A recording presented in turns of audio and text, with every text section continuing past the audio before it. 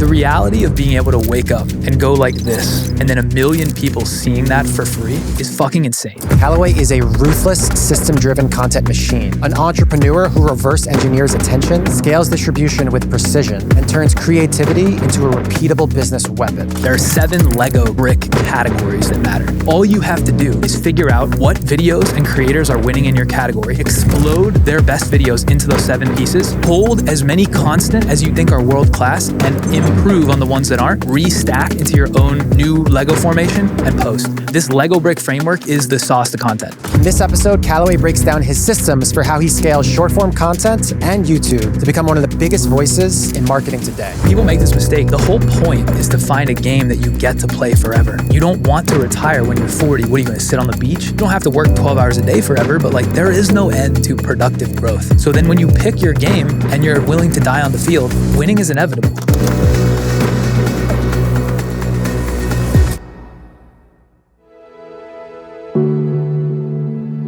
What are the biggest lessons you've learned as a full-time creator? Damn, so many lessons. I think volume negates everything. And I think Hormozy says that a lot, is like volume negates luck. But that's the truth is the strategy is not actually the sauce. Like the strategy is commoditized once you know it. Like we'll go through in this episode the entire strategy. The sauce is, can you make 1 rep and then on the second rep iterate off the first one? And the distance of that iteration is really where all the sauce is. And so as a creator, like when you get started, you think all I have to do is figure it out and then I'm good. But like the figuring it out, the strategy is nothing, right? It's just doing it a shit ton of times and improving at increasing rates as much as you can is really the sauce. And so you don't really realize that until you make 10 to 20 to 30 reps and you're like, I should be good by now and I still suck. Like you don't realize it until then. That's when you have fork in the road. A lot of people quit at that point because they realize, they look up and they're like, oh my God, this is going to take 500 reps for me to get anywhere close to where I thought I need to be. Most people quit at that point. So it's about the positioning and the strategy and ultimately finding what is this system that I can increase the velocity? System, but also it's like, how can I look at a made rep and break it down into pieces and then understand where my execution of those pieces was lacking compared to excellence in my niche or in my category, and then actually applying the learning to the next rep. It's a very hard skill. Like being able to look at a piece of content and say, that looks cool, that's one thing. That's like taste, we'll say. But actually looking at your own piece and saying, oh, the hook on this piece was a little bit too slow and the visual just didn't grab me. And I know that because when I look at the winner from someone else, it did grab me. Being able to identify A versus B and seeing the differences and then apply that change, that's where all the gold is. That's why it's actually really helpful to work with someone that knows what they're doing because they can help spot those things if you don't know what they are and then tell you what to do, right? When you're alone and there's so many unknown unknowns, if your brain doesn't work to compare things A versus B, it's very hard to improve. Let's get into it. So for any type of content to actually work, you have to stop and decide to watch. That starts with the hook. Yeah. So what goes into a good hook? Yeah. So hooks, and we're talking short form, there's really 3 pieces. This kind of became popularized when I said it in this one video that went crazy. You've got the visual hook, which is what's shown on the screen. You've got the text hook, which is the text shown on the screen. Could be captions, but also I call it title text. It's like bigger text that's not captions. And then you have the spoken hook, which is what's actually said. Those 3 things have to align as much as possible. There's like a few principles that you want and we'll break down like of those pieces. But the number one is like, if your visual hook is not showing something that you're also saying in text that matches what you're saying verbally, you've got a huge problem. Because people hear a thing and they see a thing and it doesn't match in their brain. They get confused and then they churn. Confusion leads to churn, right? So the opposite of confusion is comprehension. So you need those to really be aligned. Now let's break down each of those pieces, right? When a video comes on the feed, the very first thing that happens is the visuals act like a stun gun. Now, people may not be able to comprehend exactly what the visuals mean in that first second, but they know it's different from what they normally see. So they pause for a second. So the first job of the visuals is to stun you, right? Contrast. Exactly. People see the visuals before they can read words or hear what you say, right? Speed of light is faster than speed of sound. So you see it and see something before you start reading text. So that has to like jump out. Now we can talk about things that you can do. One is like a visual set. Like the reason why your clips do better than most podcast clips is because this scene, this set jumps out as different than the typical, like, you can picture it like that, those wooden slats with the tree in the corner that like every podcast has. That doesn't jump out anymore because people have seen that over and over. So if that comes up and they see faces they don't recognize, they bounce because they clock it as like not interesting. Yours stands out, which freezes them for a second. So that's like step one, is just getting them, people call it a thumb stopper, like just getting the scroll to stop. The next piece is really critical. You have to set the context in the first sentence, meaning, what is this clip or what is this short or what is this video actually going to be about? You can't, the way the brain processes information is top down. So it starts with broad context, then you can explain the how, then you can give examples, and then at the very bottom, you can extract out a learning. That's like how the brain learns. So if you drop me in the middle of a funnel, of that funnel, and you don't give me context, like if you just say, jumped was crazy, like what does that even mean? Like who jumped? How was the jump crazy? What were they jumping over? Like there's so much context that's missing. That leads to confusion. Confusion is the opposite of comprehension. When people are confused, they bounce. So the next, like this is the second thing, we're kind of going through the pieces. Once you stop the scroll visually, you have to add context on what's going on. Now you can add context with all three of those pieces. The visuals can show a thing. You could have an arrow pointing to a thing, and visually people are starting to understand. You could say the words that map to what you're seeing. You could also write that in text, but like context is critical. Then comes the contrast, right? So once I'm contextually aimed towards what you're talking about, the way you really get somebody curious, which is what drives attention, is contrast. All contrast is the difference between what they expect to see or hear versus what you actually show them. So if I have a video and like this clip, for example, like this is real meta, but like let's go through the example. How do we use this clip how do we engineer virality out of this clip? The first thing you need to show is you asking the question, what makes a good hook? That's the context. If you don't have that, we're cooked, right? And you'll probably have text above, like the zoom out shot of me and you'll have text above that says, what makes for a good hook, right? So that's aligned and clear. As compressed as possible. Exactly. Speed to value is maximum. And throughout this, I'll just say like a bunch of terms and we can define them, but speed to value is like how fast you can actually get to value or tease value. You want that compressed as much as you can. So that's kind of context. Now, how do we add contrast to this? If I said, most people think the way to do hooks is this, but actually the real sauce, the real framework has nothing to do with what you've been taught. It's this. That's contrast. You can clip that for the intro also. That would be good. But basically, I was like, it's getting too serious. But basically, you want to lean somebody towards what they think to be true and then reveal something that is the opposite of what they think. That will hold them and they'll get curious as to why the thing they believed was wrong. Right? So typically people say like but or there, but is the contrasting word. But like if I just lean you towards everybody thinks hooks are actually this one thing, but they're not. The truth is, if you really look at the data, they're this other thing. Just me saying those two sentences make you kind of lean in. You're like, all right, what's he about to say? That's contrast. And so all great hooks have those three things, right? Visual, stop, context, and contrast. And on the contrast side, I mean, there's a bunch of different ways that you can do it. You could just be contrarian in nature. You could just say something absolutely wild, get them looped in, and you open up that loop and then they just stay in for the rest of the time. Yeah, so there's two ways to create contrast. There's implied and then there's direct. So we'll start with direct. Direct contrast would be kind of like the example that I just said, which is most people think X, I'm going to tell you why. So I lay out the common belief. Most people think X. Implied would be just asking a question or making a crazy contrarian statement without actually laying out the common belief. So it could be like, cars are driving backwards on the road and nobody knows why. That's like kind of like a contrarian statement. But the problem with that is it requires the viewer to complete the puzzle and come up with what they thought should have been true. Like cars are actually going straight. They have to like think of that. So it's actually easier to establish more violent contrast if you say the common belief and then contrast to the... Because that gives the initial context. Exactly. It basically like, imagine there's a spectrum of minus 100 to 100 and you're starting at 0. If you don't actually lay the common belief, they're starting at 0 and they go to minus 100 at the most contrarian take. That's only a net difference of 100. If I lean you this way to 100 and then I flip you to minus 100, that's a distance of 200. Bigger arc. Exactly.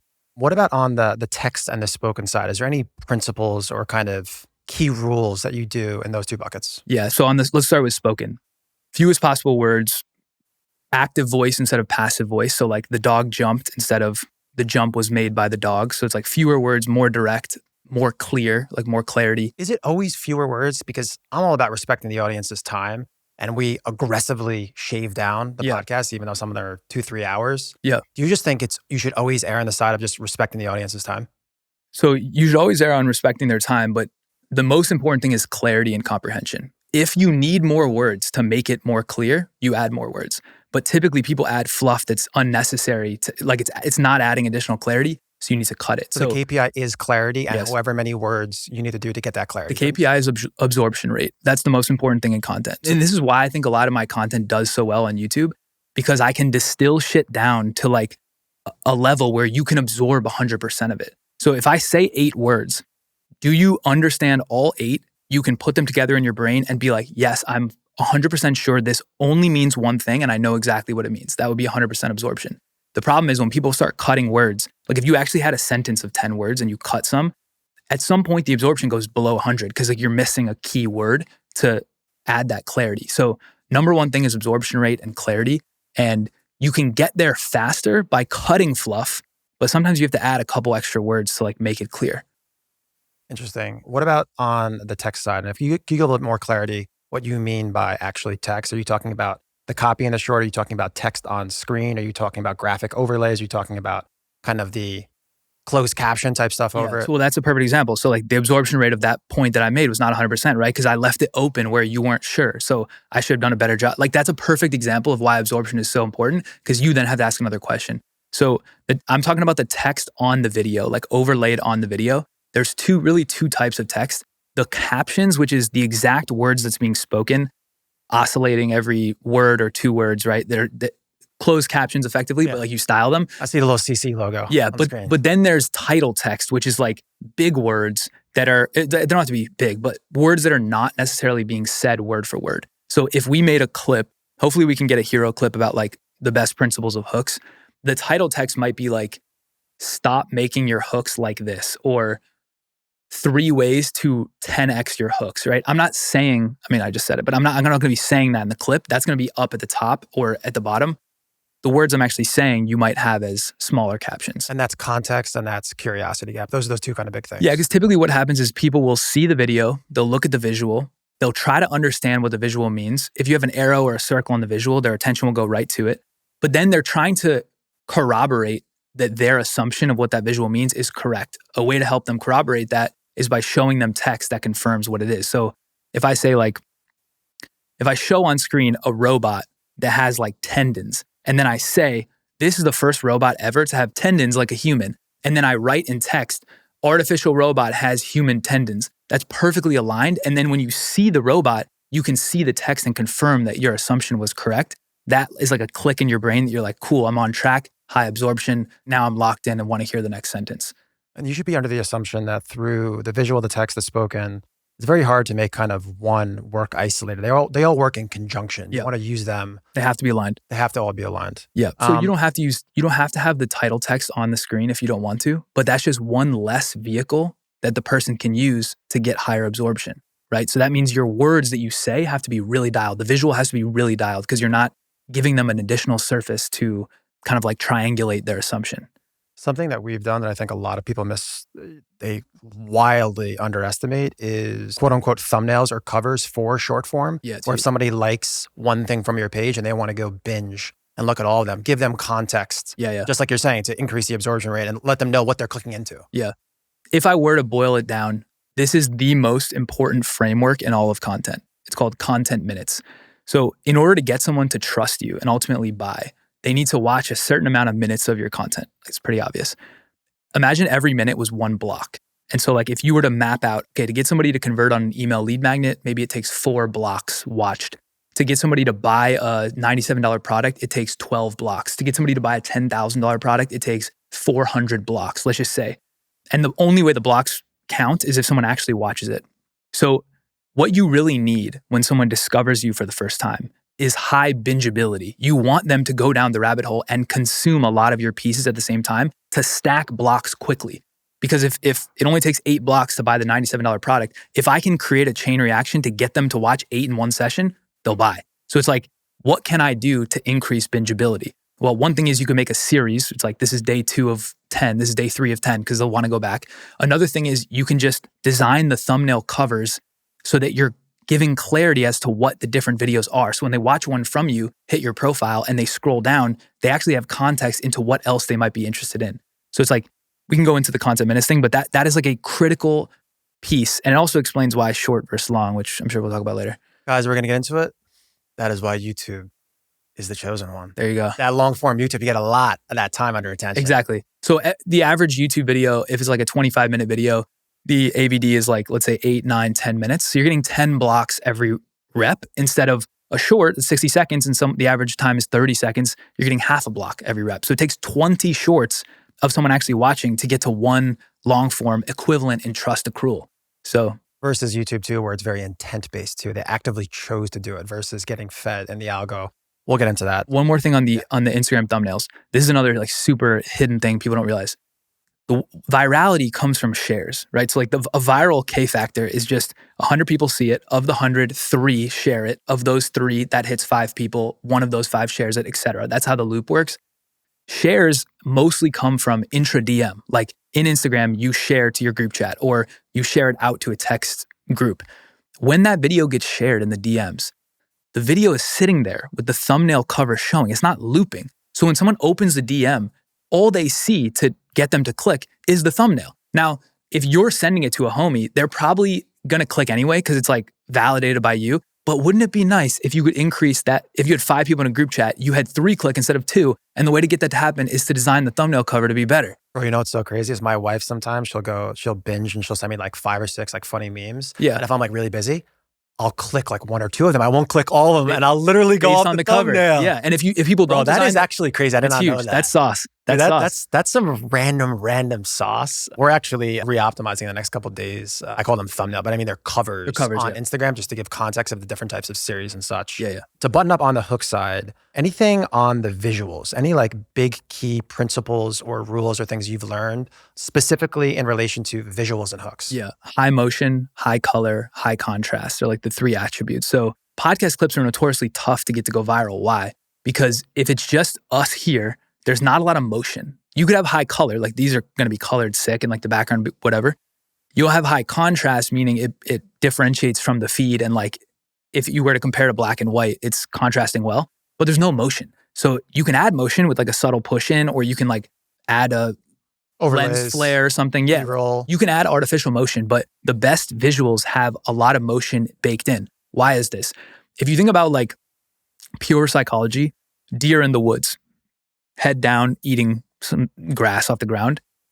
When they sense motion out of the corner of their eye, they pick their head up and look. The brain is optimized to look for motion, like look for changes in motion. So if you're scrolling through the feed and a lot of people, like let's say you're on TikTok and a lot of people are just like in their bedroom or in their car, they're holding the phone, there's just not that much motion. If the next video has motion, immediately it will lock you onto it. That'll be that thumb stopper. So the visuals, just from like a principle perspective, high motion, high color, high contrast. The next thing would be like, what looks interesting, right? Now, if it's going to be you on the screen, you're either hot or you're not. If you're hot, that's more interesting than not. So like you should play into that. If someone's like super attractive, you should definitely play into that. But if it's not like human driven and you're using the B-roll visuals, like what I use in my tech videos, I need to pick interesting looking shit. Like it needs to have high motion, high color, high contrast, and be interesting looking. And I think interesting is kind of like a mushy word. Like how do you define that?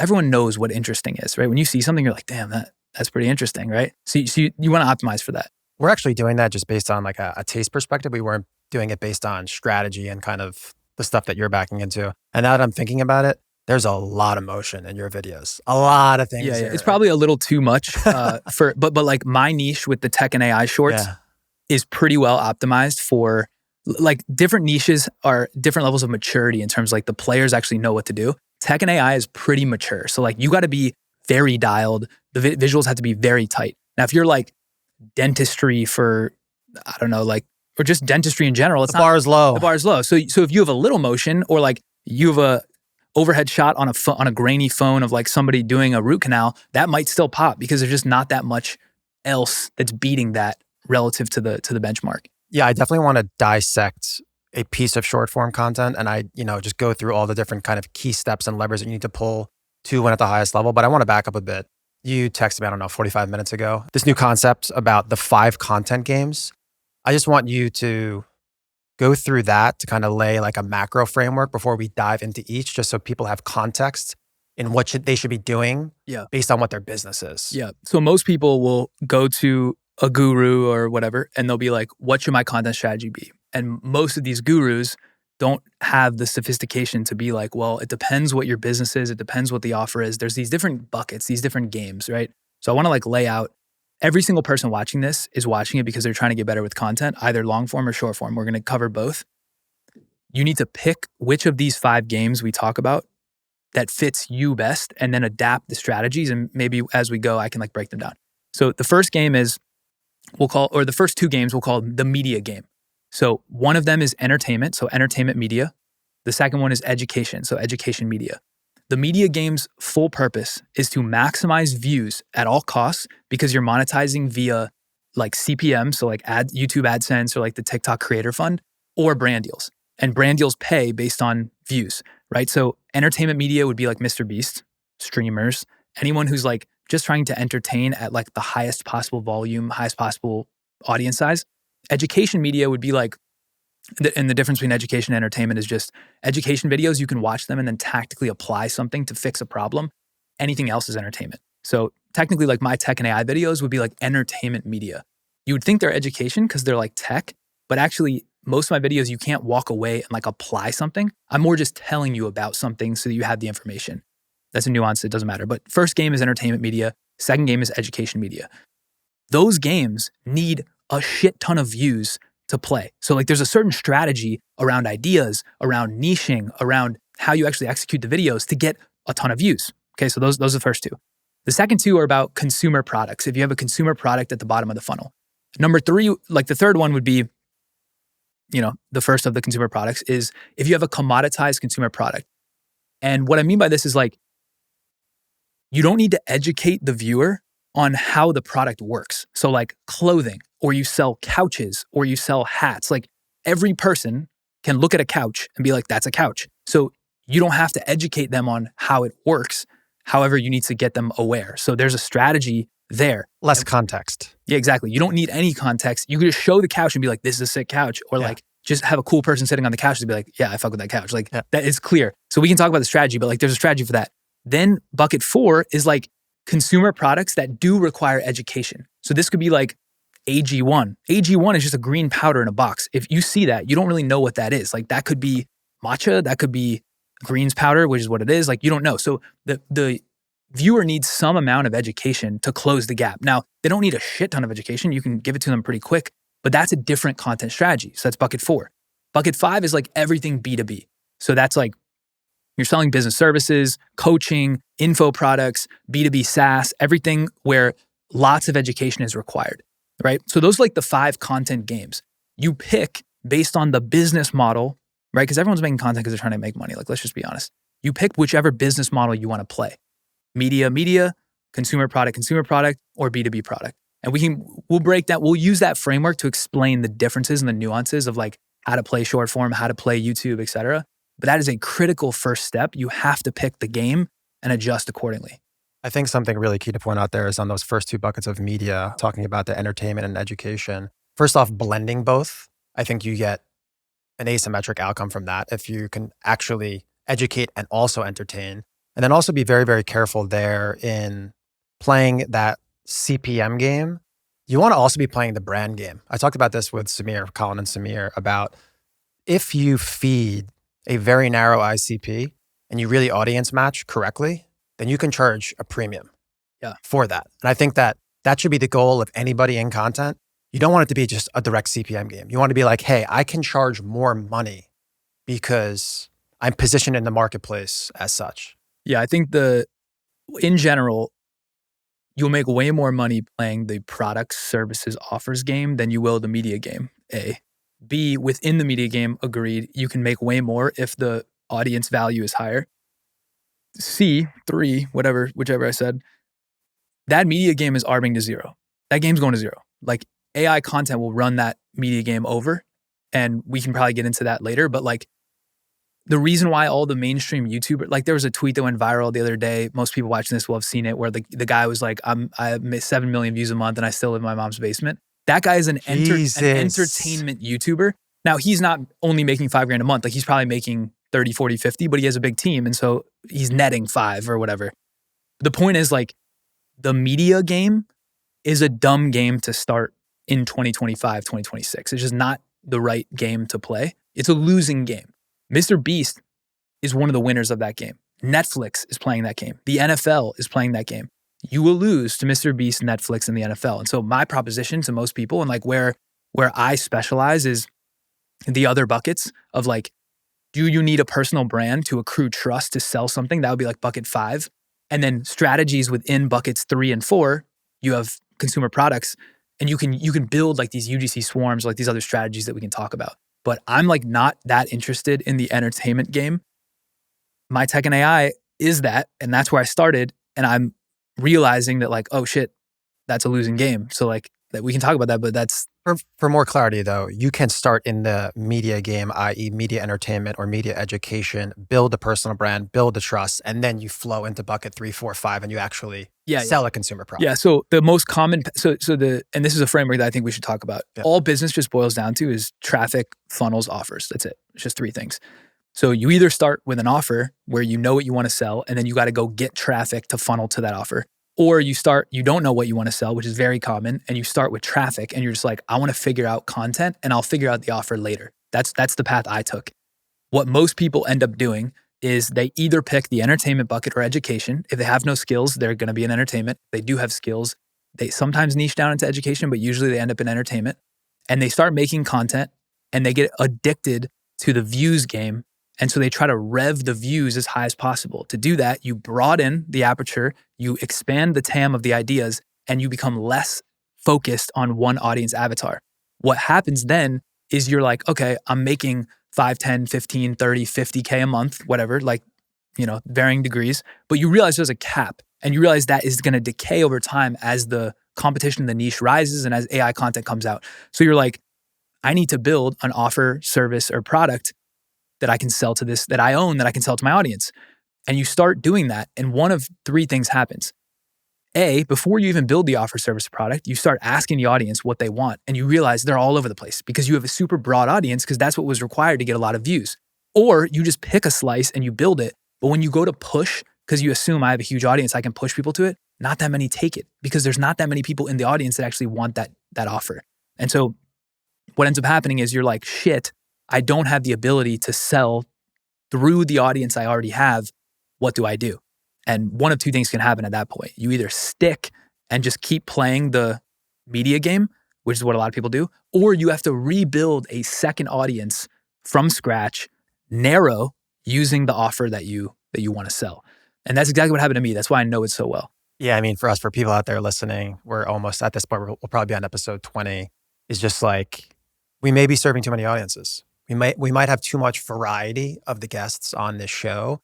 And once you have a massive audience, you have escape velocity, you're Joe Rogan, you can talk to MMA fighters, comedians, scientists, and Donald Trump. Yeah. But if you want to win in the beginning, I do think you got to go narrow with the ICP. But that's the thing is Joe Rogan's playing the media game. So he's accepted. But it's a barbell though. It's once you get escape velocity, then you can play that game. Because there's just so much money to be made on just the CPMs. Yeah. And even at the beginning is like, if you want to be a face, you want to be famous, you want to be like an influencer, you want to be like a creator, you can play the media game. It's a harder road. I think we also need to give context for the people listening. I definitely do think that there's 2 sides of the coin listening. There's the creators and then the business side. I mean, you can have a 1 or 2, 3-person team doing $1 million, $1.5 million. We've had 100%. RPN on. We're just talking about like, if you want to make, I don't know, there's obviously outliers, but if you want to make $5 million a year in profit, $10 million a year in profit, like people that are playing the media game, there's not that many people that are making well in the 7 figures doing that. Right. And that's I want to demystify that piece of it, right? Because I think a lot of people think being a creator, when I say being a creator, I mean the media side. Because really, if you're the other side, you're an entrepreneur using content. They're like two sides. People think if you're a creator, you're just like rich, you're flush with cash. It's actually very hard to break into 7 figures as a creator. Like only the top 1% or 0.01% in the niche can do it. But just to give context, like I never wanted to be famous. I'd never wanted to be a creator. I'd never wanted to be an influencer. I'm a savage entrepreneur that has identified organic content as the cheat code lever to fuel businesses. So that's why I started figuring out how does content work?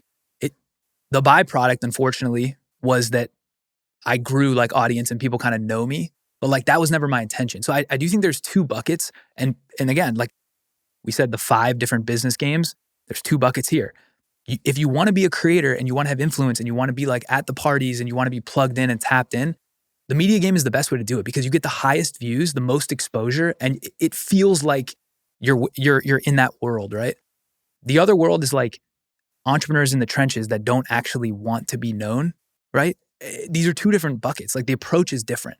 And so I think it's important for people to like self-select into what they want, right? And then build a strategy accordingly. I think another big thing to note too is on the former, when you're playing that CPM and view game, it becomes very, very difficult on the sponsor and partnership side because you're so wide that you don't have these narrow products and services to sell into an audience. It's it's just like you have 20 different types of people listening to your podcast. Yeah. And that's actually a good thing for people to think about is like the reason the brands are paying you is because they want to get a return on the spend.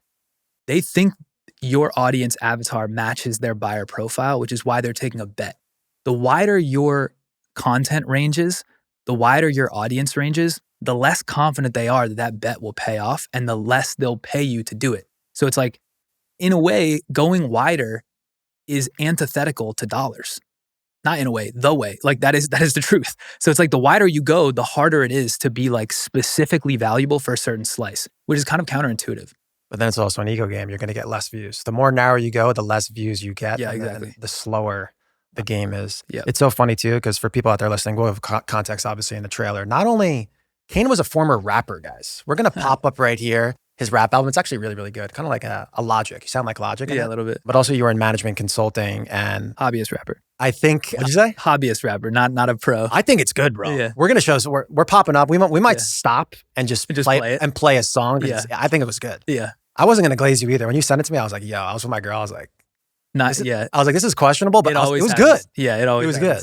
But yeah, it makes sense to me that you're formerly like a management consultant, like going through your content, like there's just no way that you could know the stuff that you know without obviously having a business background. Yeah. And to tie a bow on that, I feel like the future, I'd obviously put myself in the same bucket as you. It's like, yeah, I'm a content creator, but I'm an entrepreneur and operator by trade. I just see how this is going to play into my future. I think that is going to be the future. I think that there's, for entrepreneurs and operators out there, it is a hard game, this content creation game, but there is asymmetric benefit. And I think there is so few people in the arena. There is so few people in the arena. I mean, we talked about like how many creators can come on here and really have a business conversation. It's shocking how much white space exists. Like if you're a young kid and you're ambitious and you have a little bit of this like analytical slant, dude, the game is wide open. Like the cost of building is coming to zero. The cost of attention is coming to zero. And you can use data and like a science-based approach to out-engineer anyone else who is playing the content game like by gut feel. Dude, it is like, it's open season. It is so open in every niche. It just doesn't appear that way from the outside because you see so much volume of shit. I'm telling you, it's wide open in every lane. I'm with you on that, man. Let's dive into how people get that awareness. Let's go a little bit into kind of like formats, visuals, and editing a bit. First off, anything you want to close on that? Well, those 5 content games. But the one other thing I wanted to say, which will be a framework to like the short form stuff. Everything I look at, I try to break into Lego bricks. This is like how my whole worldview works. Is like see a thing that doesn't make sense or feels complex, break it down to the studs into like atomic units. Figure out the options that you can use for those atomic units. Those become Legos. Stack those Legos into a stack, and then you can make whatever you need to make. So for short form, there are 7 Lego brick categories that matter. And I'm sure we'll get into this and for YouTube. And I want to contextualize this now because we're going to talk about other categories within short form, which is helpful to have this framework.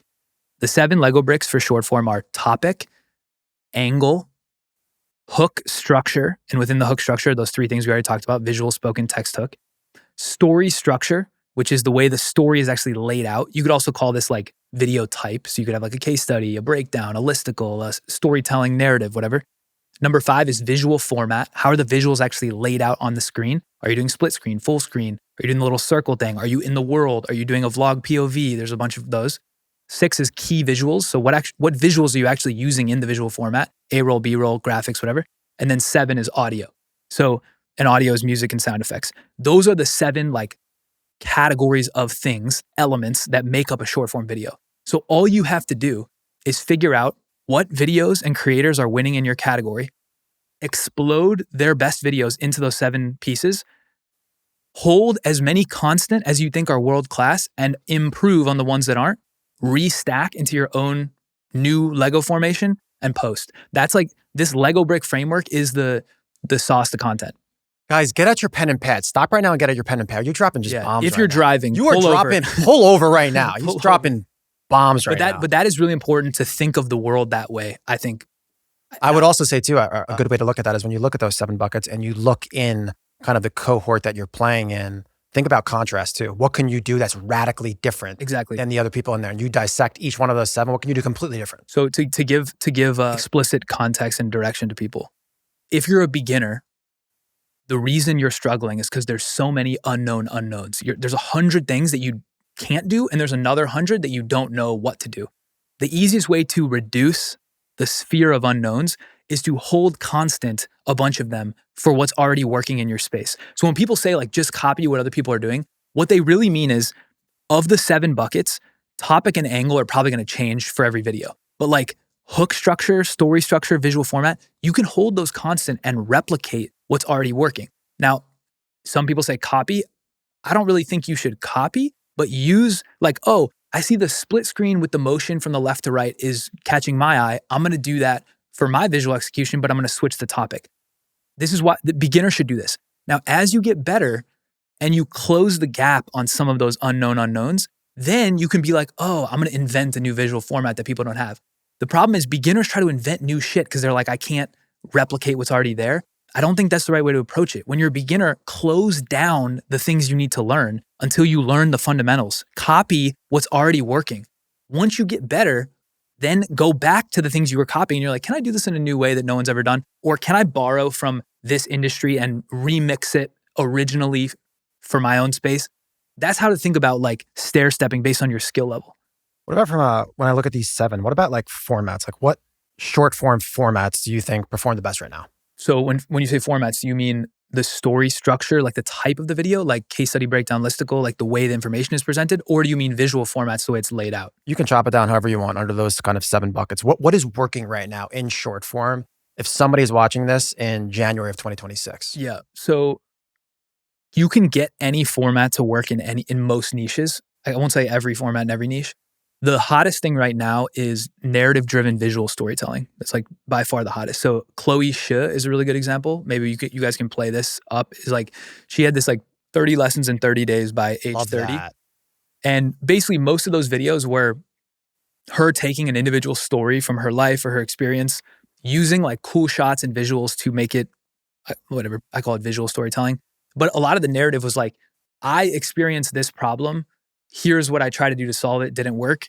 Here's what I did do to solve it. If you have a similar problem, here you go. It's less like you should be doing these 3 things. It's more like I did this thing, take it or leave it.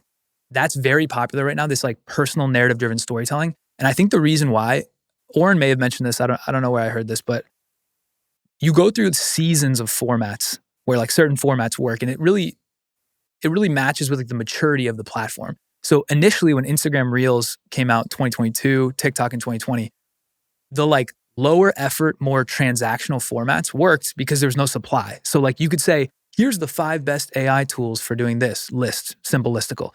Or you could say, let me break down how to like flip your camera setting to get this shot. And this very like transactional information-based tutorial. Those became saturated because like the market sees an opportunity and fills it.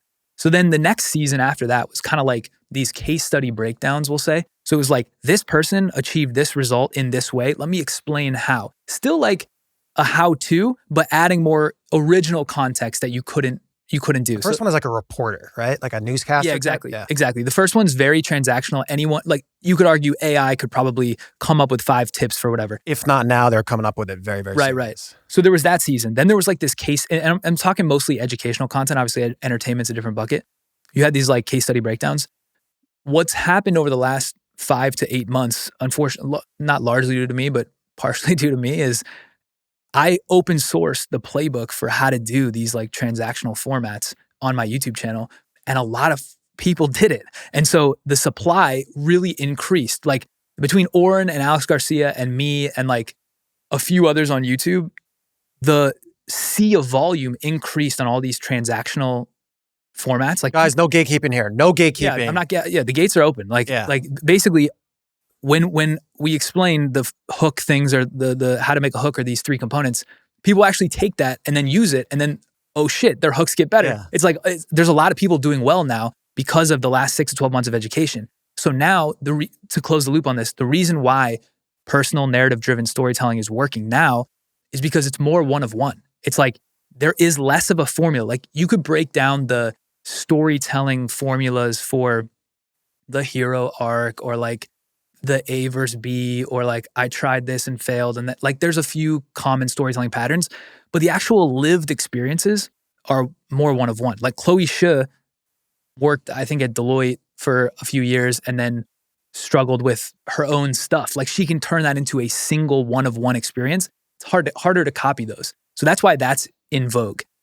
What is the next? I think that is staying in vogue. You're going to say what's happening next. I think that's going to stay in vogue forever. Yeah. Because that is that one unique piece of sauce that no one can copy what's happened in your life. Well, by definition, one of ones will stay one of ones, right? Until you could copy them. So, and you won't be able to because they're lived experiences. So I agree. Like that will always be a mainstay format. It's a lot harder to execute than people think, to like write an individual story structure that maps to storytelling, visually tell it well.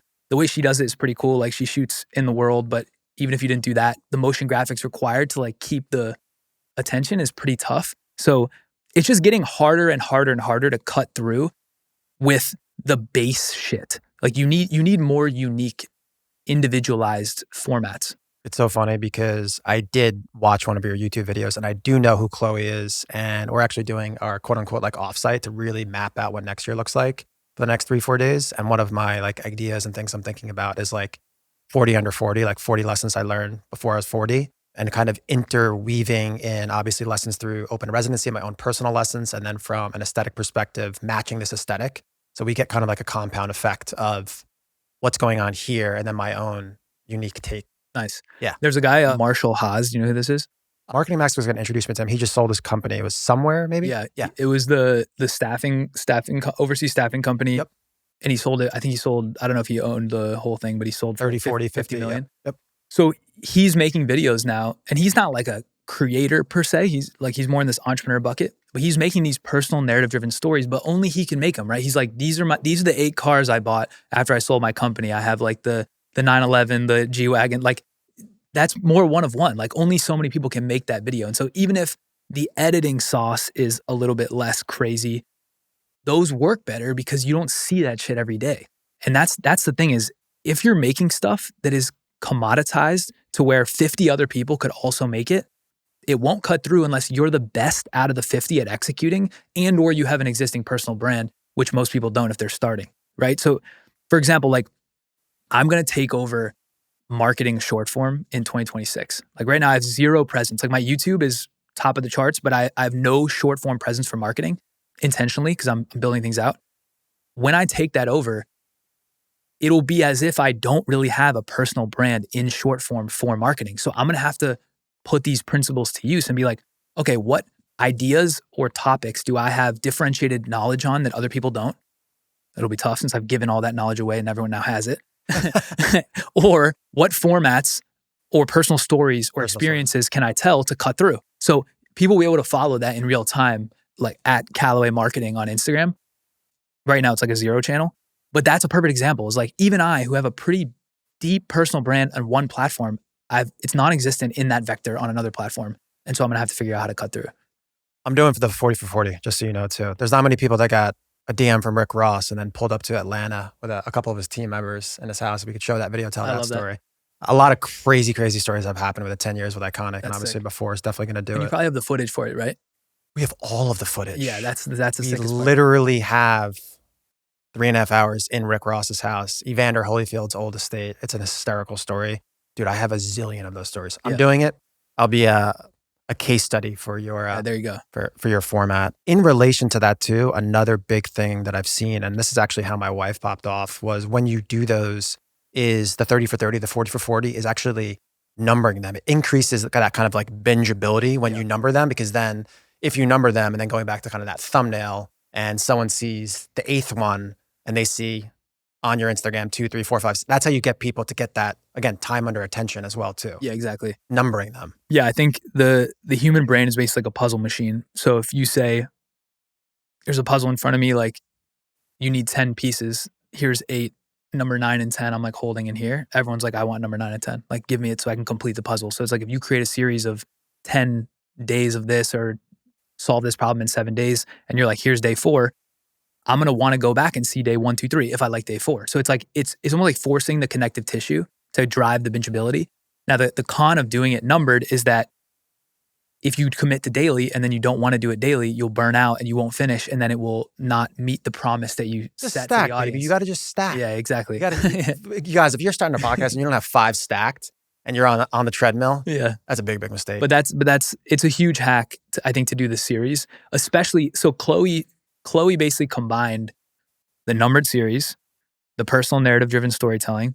She executed it super well, and like there's a few other like visual pieces that she did to pop off. When you stack those together, it cuts through significantly. A good kind of tie-in and question actually directly in relation to something like this is, I guess the downfall of stacking is you lose out on kind of that like A/B split testing and the learnings that you would get from video 1, 2, 3, 4, 5. Yeah. You're saying batching? Yeah. So like how do you use like A/B testing and outlier analysis to like find these breakout formats? Yeah. And that's to that point, I don't batch. And specifically because, when you batch, you lengthen the iteration cycle. Kane says he disagrees. Okay, continue. Well, I'll talk about. I got a good baseline, bro. I got a good baseline. I could rip like 5. The reason you can batch if you know what you're doing, because then it's like you don't need the iterative learnings as much. Like the iteration distance is much shorter. But when you're a beginner, the best way to do it is make a rep, struggle, post that rep, see that it sucks because the data will be horrible. Look at that rep, use the Lego framework that I just went through and be like, okay, the topic's number 1. Okay, is this topic relevant to the audience that I want to build? Yes or no? Is this topic interesting? Have I framed it? Like there's like these checklists you can go through. You want to then iterate, think about what you need to change, focus on a couple things. One, if one thing is best, but like if you can do multiple in one, that's great. Make rep number 2.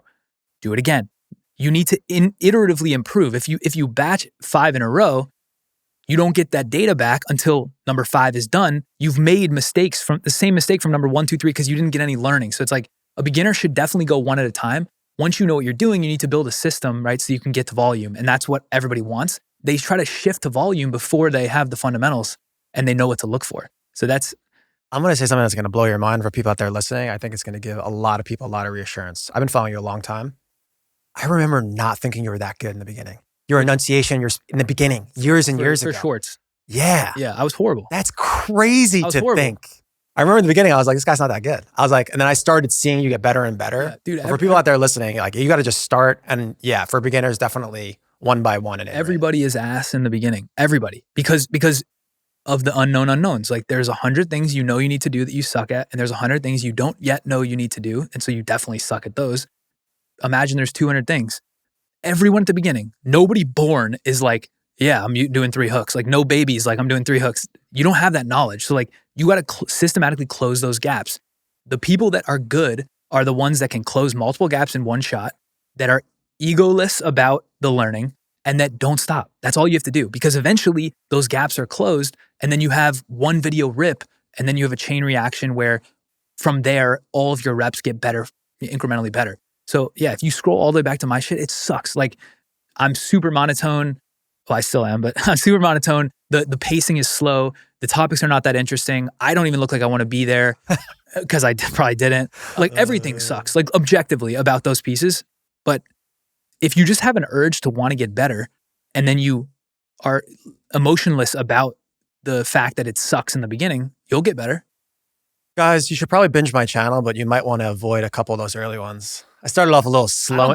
On the podcast? I think the early ones are good. Episode 1 with D is good. I thought it was good, yeah. And then the next couple, I was like a little, I didn't respect the audience's time. And I just wish I could just go back and just edit a little. Yeah, I wish you could edit and re-upload A on little YouTube. more just in the beginning. Like no one cares about my caloric deficit and how many grams of protein I have. Well, why don't you guys just, this is what I would do. If you really think the episode stands on its head, take that, cut the stuff you would have cut, re-upload it just as like a, you can call it like from the vault, or no one's really going to remember. And then just delete, like first delete the original one so that, because what you have to do is, and I know this because this happened to me. If you have an old channel, like let's just say with videos that you want to repost, YouTube's copyright system effectively has a memory of the video. So you got to delete that video to like sever the memory. And then when you re-upload it, it's like a fresh video. So what I would do is just take those old ones, delete them from the channel, wait 3 days at least. You can schedule whenever you want, but at least 3 days. Chop all the stuff you want, re-upload them as a new episode, let it rip. You can retitle it, repackage it. There's no reason not to do that if you're bummed about, unless you want like the historical archive in order, but I don't think there'd be a reason to have that. Guys, just go see how much I suck. We're just gonna leave that out, and maybe I'll do another episode with those people. Yeah. I guess we're talking about there is editing, specifically in short form. What do you think is the most common kind of editing mistakes that people make? Yeah. So editing is like personally my worst thing. I never wanted to be an editor, so I have a bunch of editors. I've trained them up. So everything I say is like framework and fundamentals, and like I've brute forced it for the first few hundred videos myself. But if you want to really, really become a master of editing, there's probably other people on YouTube to study. The biggest mistakes are misalignment with the visuals, which you talked about already. You're using the wrong visuals at the wrong time that are not matching with the words. The pacing is off, either too fast or too slow. So a good test for this is like the eyes closed test. Whenever you make video content, after you have it like ready, you should close your eyes and listen to it. Don't watch with the visuals, listen. If you're bored, it's too slow. Like the chopping is too slow. So that's an editing thing, right? The pacing, how fast or slow you chop the actual sentences. That's a huge mistake. I think sometimes people do it way too fast, where when you close your eyes and you listen to it, you're like, holy shit, there's no way I could absorb this. You got to add a little breathing room. Some people do it too slow, where you close your eyes, you're like, damn, it's so boring. You got to chop it down a little tighter. So that's one like small thing. People are going to think this is on 1.5.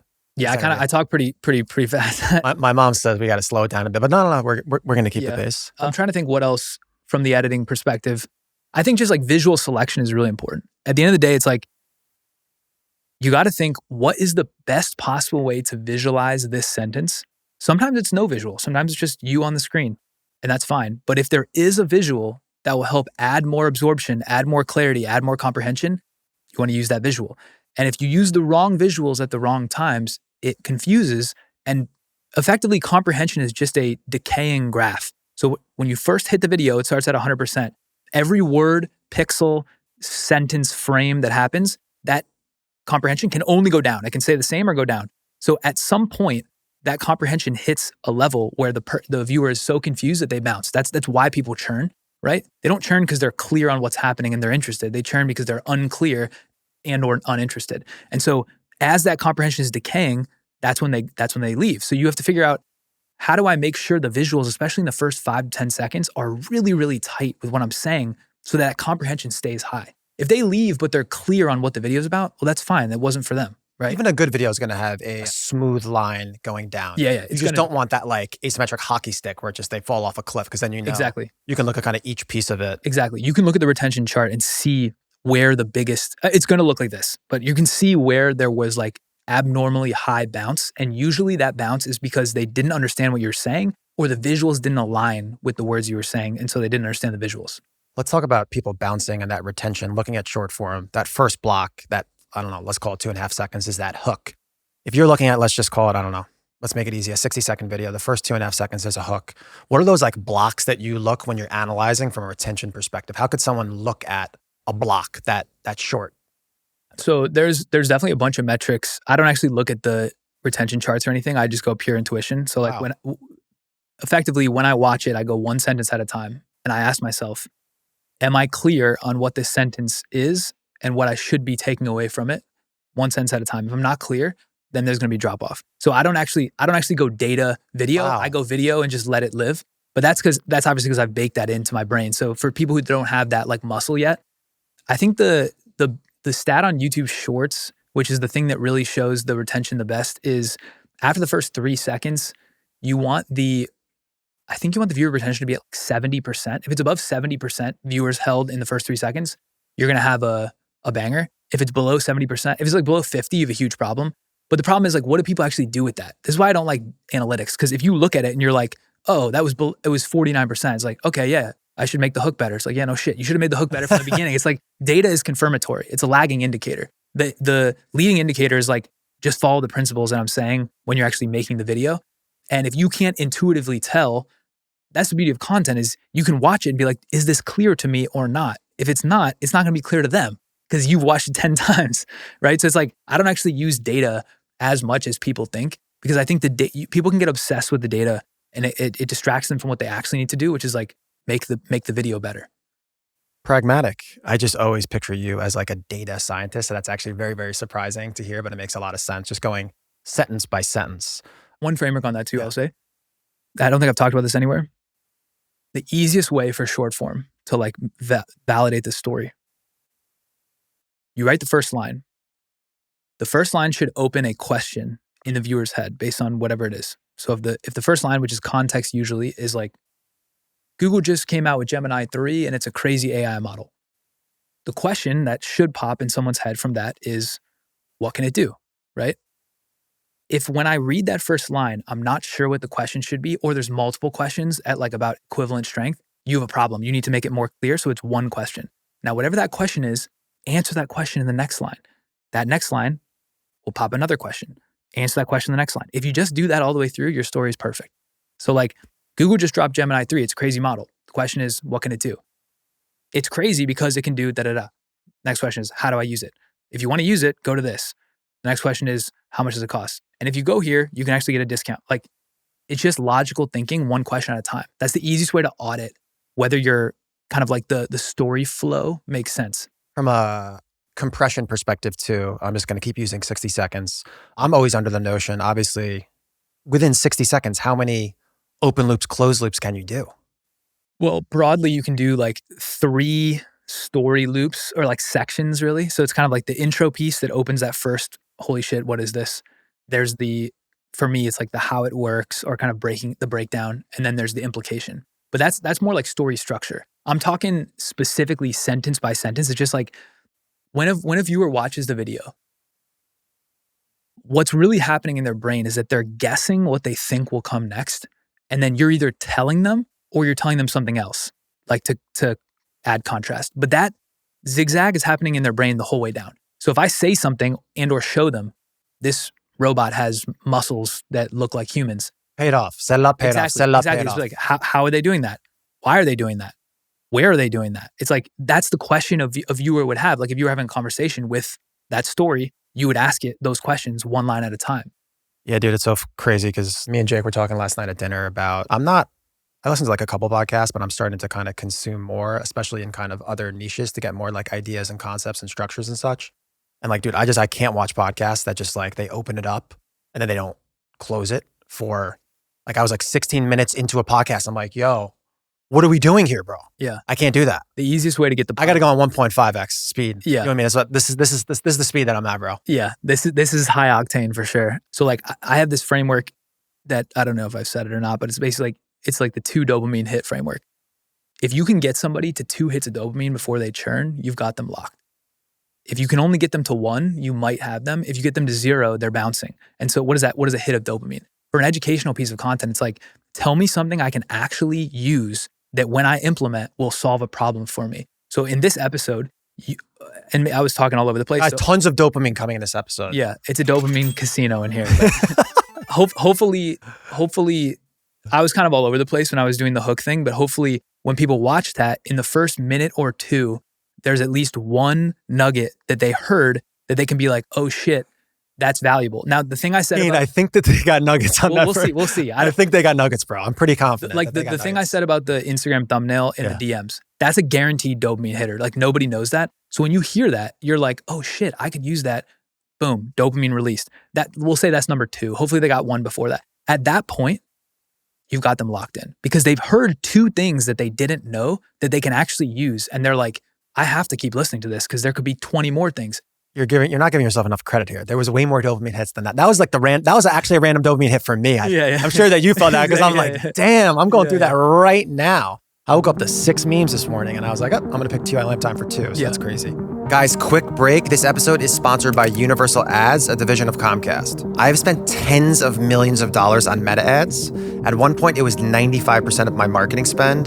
That is super dangerous. With one algorithm shift, your whole entire business can stall. A great option is layering in advertising on streaming TV. I thought it would take weeks to set up and a big agency to maintain. Guys, it took 5 minutes. Universal Ads gives you direct access to a ton of premium publishers. NBC, Paramount, Roku, all the big networks. 100% of your spend goes to actually reaching people, not middlemen. And the best part is there is no fees. Same workflow as Meta. Upload your creative, target your audience, and launch. I've already moved massive brands spending millions of dollars a year on CTV over to their platform. I've negotiated ad credits for my audience, plus free creative and measurement services. If you're running CTV or spending 6 figures plus a month on paid, email us at info@openresidency.com with subject line Universal. Platform dependency is dangerous. Don't make that mistake. Link below for more. On to more dopamine hits. You have tons and tons and tons of content set up. What's your tactical process for planning, let's just say, a month's worth of social content? Yeah, and this is somewhere I need to get better. I don't really plan in advance, right? So I'm operating in like a just-in-time scenario, which is not ideal for my life, but that's because I'm spread a little thin. But for the tech and AI content, basically, I try to get to 4 to 5 pieces a week. Sometimes it's 3. I've got brand deals coming in on one side. I've got organics on the other side. And maybe we can just talk about my operation, like my team would be helpful. So I have 2 editors that are dedicated to tech, and I've got what I'll call like an ideas guy. So this is a guy that I hired. He's technically called an EA plus. Hold on 1 second. On those 2 editors, are those in-house? Are they agency? Are they sourced on a per video perspective? They're full-time dedicated to me from an agency. Nice. From the Philippines. They're both cracked, like absolute Shout out to the savages. Philippines. We back, baby. Yeah. So if anybody wants to get the editors that I use, We're putting that link below. yeah, we can put the link below. So I've got 2 of them. Each one of them can make a video a day or like a day and a half, depending on like how long it is or how crazy the visuals are, how rigorous systems and templates that you've embedded in these guys' brains. Yeah. So what I do is like, because I'm not an editing savant, I'm like, and they are, I basically tell them, yo, if we ever have an off day where I just like can't get to a video, I want you to spend the whole day building templates and systems for the other one so that you guys can go faster. So it's like, I've embedded speed into the system for them when they're not editing. When they are editing, they're like trying stuff out or whatever. I've also given them virtual credit cards so they can sign up to any AI tool they want to generate the visuals faster. So I'm like trying to get them to be both editors, but also like proactively systematizing. It's worked semi-good, but like it helps a little bit. I have the same exact system. I have a team in the Philippines and I just yesterday approved some new Adobe program for them. Yeah. I love that. They're cracked. Yeah. So I've got those 2. And then, so if you think about the workflow for short form, it's idea, research, scripting, recording, editing, posting. That like 6-piece loop, you just loop it. So that's what I just described solves the editing, obviously. The recording is going to be me. You could use an AI avatar, but it doesn't save that much time. So the recording is me. So this idea, research, scripting piece is really where the time-saving sauce is, but it's the hardest part to automate away. Editing is pretty, I don't want to say commoditized, but like it's pretty clear. You get an editor, you hand them the footage, they edit the footage based on a style. Like you can solve that pretty quick. The hard part is that first part. So I've got an ideas guy. I call it a content operator. He's also overseas, but I basically cloned my brain into him. So like effectively what I realized is as an entrepreneur, you're just in the cloning business. I'm just trying to clone myself as much as possible into people, and then they can become me and they can do the things to a level that's like close to me. So I spent like 3 to 6 months cloning myself into this guy. So like, what is a good idea? How to look for ideas? How to filter out good versus great ideas? How to go develop those ideas? What are the core pieces that make for good ideas in my niche? What is this, 180-page Google Doc? What is this? A lot of it was like live calls I find is good and looms. So the way we have it set up is like he goes and scans what I call idea pipes. So it could be like other creators in the niche, Twitter, Reddit, YouTube, newsletters. For me, it's like those are the pieces, but there are different pipes for different niches. He is trying to find good ideas. What are things that are interesting? And we're talking about for tech and AI. What are things that are interesting that I can make a video about? He then creates a short list and develops those ideas. And by develops, I mean he goes and finds visuals from either the company or Twitter, or like we have live examples or whatever. He's curating what he thinks is interesting, what he thinks the angle could be for the video, and what the visuals are. And this is just a Google Doc. Each idea is a tab. He drops that stuff in each tab. Then once or twice a week, we have a pitch call where he pitches the ideas to me like a showrunner would in Hollywood. And he's basically like, all right, I have this idea. I found this. It's time sensitive. So if you want to make it, we got to make it in the next 24 hours. Here's why I think it's good. Here's what I think we could do with it. Here are the cons for why we wouldn't make it. What do you think? Now I'm sitting there and I'm just like, nah, it's TAM's too small, or visual's not good enough, or, oh yeah, that's a winner. And I filter out the shitty ones. I take the winners and we have a short list. That saves me so much time. Like, I don't have to go scrolling. Now, I'm like one step delayed in knowing the news, but that's a trade-off I'm willing to make because I don't want to be like scrolling all day. So I've outsourced all of that like idea process, which is huge. Dopamine's hitting right now. Just keep going. Yeah. Dopamine's hitting. This is Dopamine's hitting right now. This is systematized sauce for sure. So we do that. Then when it comes time to make a video, the next piece would be if I could train the scripting sauce into him. We haven't fully got there yet, but we're doing that now. I also have Sandcastles, which we haven't even talked about, which is my software for trying to automate this. It's good, but not as good as me off the dome yet. So it's great for people that are beginners, like level 1 to 5, 1 to 6. If you're a 9 or 10, the scripting is not good enough on any AI platform to like place you, is what I found. So usually I will sit down, I will pull the idea from the list, and I'll write the script in 20 minutes. Then I'll shoot it, hand it to the editor, and then it comes back usually done. So that system is what I'm doing. And I'm trying to bucket it, like we said before, for the first 300 reps, I was going one at a time because I wanted to get learning up. Now I'm trying to bucket it where I do 2 or 3 at a time. Eventually, maybe we'll do 5 to 10 at a time. But that's kind of the flow I have right now.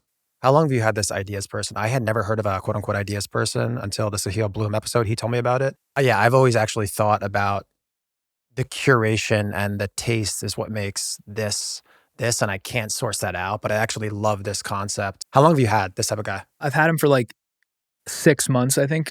So it took 3 months to install my brain into someone is very hard. Like you can hear, like I'm a psycho.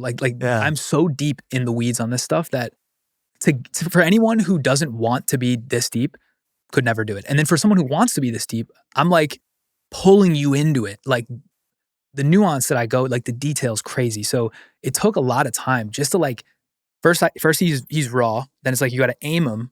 Then you got to get him moving in the direction you want. Then you got to get him on the nuances. Then you got to have him do it and review him doing it. So it takes like 3 to 4 months to clone yourself in this way, but it's paying dividends because he's legit as good at finding ideas as I am. And he has like the systematization to do it.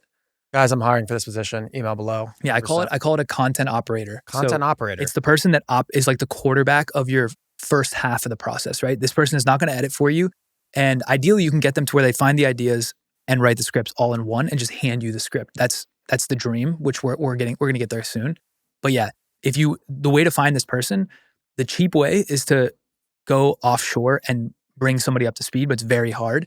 The other way is like to find someone like you have with Jake or someone else who's like been doing this type of thing, but like doesn't want to do it alone and is like, it's hard to find a unicorn, right? This goes back to, I talk about it in the Mark Manson episode, or he talks about it, is like, everyone has their own sauce and you don't want to hire yourself out of that sauce. I think if you can duplicate yourself, this is a no-brainer that you don't want someone internally on your team. You want to find someone net new that's passionate about the topics and the podcast and you as a personal brand. Yeah. You just tell them everything and they do all the legwork. The other thing I have, which I hired very recently is, and this is pretty much unique to the AI space, but there's kind of 2 categories of things I cover. There's like news, and then there's the Gen AI tools, like Higgsfield dropped some new model. I have a guy on my team now that's dedicated to playing with the tools all day. And when we have a Gen AI video, I'm like, yo, make something sick. And then he develops. Understanding all of the nuances. Yeah, because so basically what I realize is there's just not enough time to go down every rabbit hole. So you need a rabbit like for each hole. And like, I can only do a couple. And the more projects you take on, the less rabbit holes you can go down. Some people love, and I do love going down the rabbit hole. Like I love scrolling Twitter for 3 hours and like seeing interesting shit, but it's just not productive, right? It's so crazy you said that too, because we're just now starting to kind of bring on more partners and sponsors, and like someone will come, that reach out, it'll be interesting. And like, I have to go down that rabbit hole to see the use cases. I have to test it. I need to champion it or else I'm not going to obviously make a partner or sponsor. And then even for the ad reads, is what are those overlays and B-rolls in conjunction with the product? This person could just do all that. Exactly. But basically, The curriculum that I've made for short form and now YouTube is essentially a manual for upskilling these people. Like, it's also the playbook for anyone to actually use. But like, if you think about it from the other direction, in theory, I could hire any content operator raw, give them my curriculum, and they come out 90% upskilled without me having to do anything, because I spent all the time to like codify the process. So that's one of the things we did with my guy. I had just made the curriculum for short form, and really it was like skinned for my style.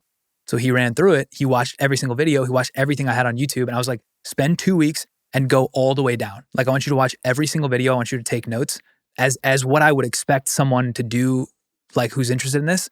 And he comes back and he's like using terminology that like is mine just by default. He knows all the weird nuances. Yeah. So I was like, it worked. Like it worked. Now you got to iterate that person, because like I said, the strategy is the easy part. The iterative looping is the hard part. So we got to go through hundreds of ideas, and I have to yes, no, yes, no, yes, no. So he can learn what I actually think. But like, that's how you clone yourself. Damn. So 2 editors, the content operator, the bunny going down the AI rabbit hole. That's on the short form side. Yeah. Anybody else? No, on short form. Well, I have my manager, Rakugo. Shout out Rakugo. Hey, us too. Yeah. We've done it. Yeah, there you go. They bring the deals in, obviously. So that helps with like the admin on the email side. But that's the whole operation for short form today. I guess that's a good shift. Let's get into YouTube. Why are you so bullish on YouTube? Well, a lot of it is the content minutes thing. So it's like, if you want people to buy, they need to trust. If you want them to trust, they need to watch a lot of stuff that's valuable. And if you want them to trust as quickly as possible, you need them to watch as much stuff as quickly as possible that's valuable. YouTube allows me to compress the value. I guess I wouldn't even say compress. It allows me to give more value per rep. So it's like, if I make a short and it's the best it could possibly be, and people watch 45 seconds, I'm really transferring like one idea. If somebody really likes my YouTube, I can transfer like 10 ideas in one video and get them to watch 10 minutes worth. And they can also see, it's cut fast, but you can see my mannerisms. You can start to like understand me and like me. And there's a lot of like X factor that comes with longer form.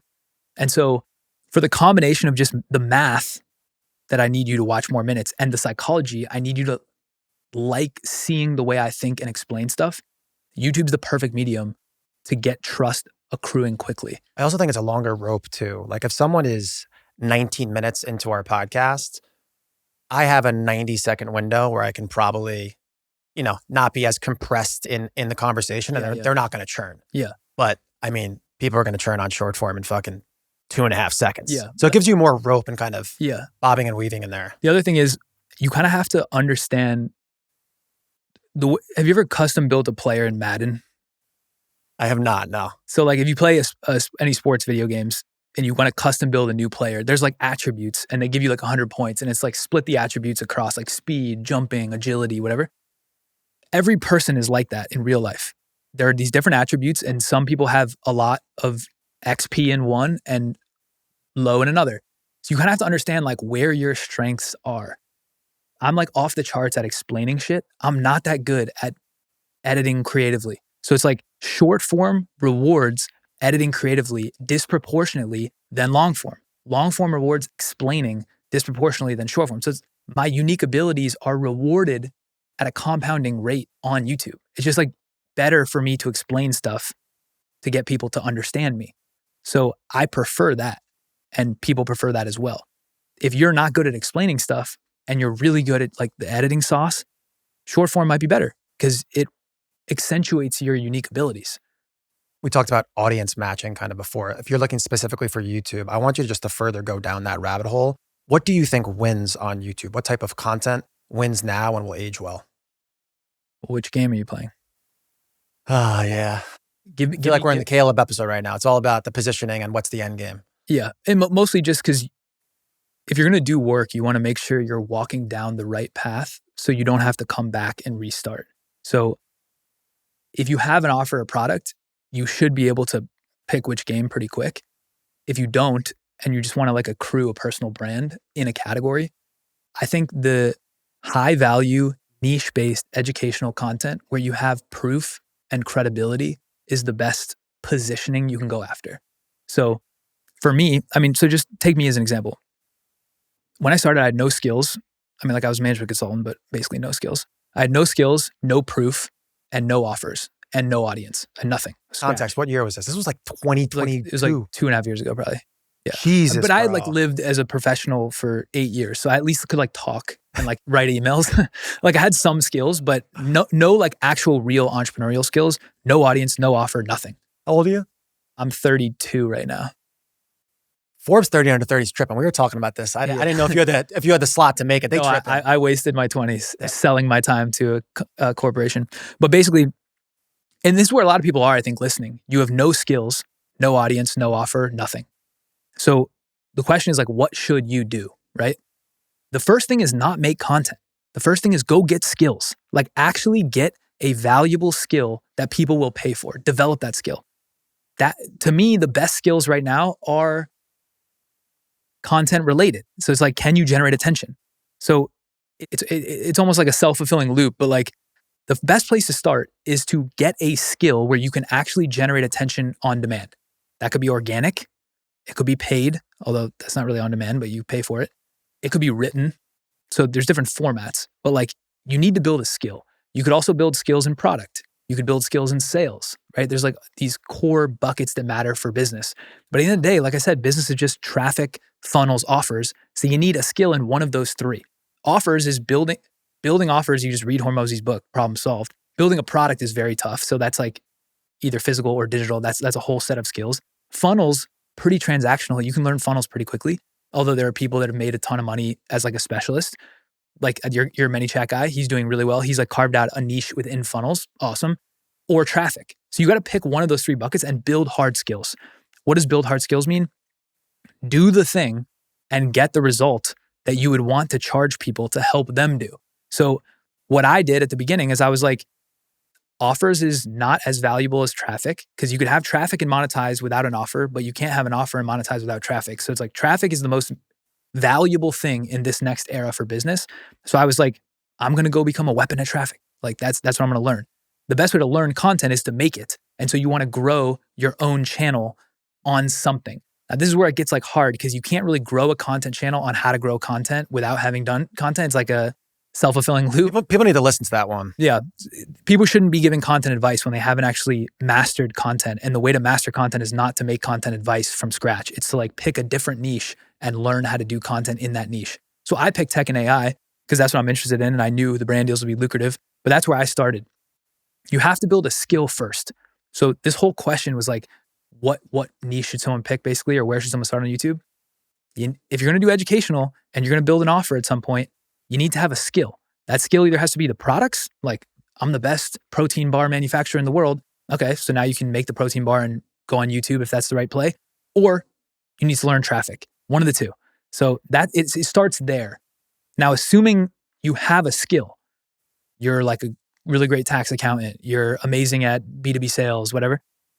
The best way to monetize that skill is with an owned offer. Either, and there's many, services agency, info products, coaching, consulting. There's a variety of different models, SaaS. Build a personal brand around that expertise using high value content on YouTube. What is high value? Non-obvious, tactically implementable. If I'm a tax accountant and I know a bunch of shit and it's vaulted in my brain, can you say that shit in a video? So that when I, as a business owner who would pay you for services, hear it, I can actually make a change in my business and save money, like get the result. If that's true, I will trust you and eventually ascend down the funnel if I'm like the right type of customer for you. It is that simple. I think we're going hyper niche, hyper educational, hyper value driven. The non-value entertainment stuff will arb to zero.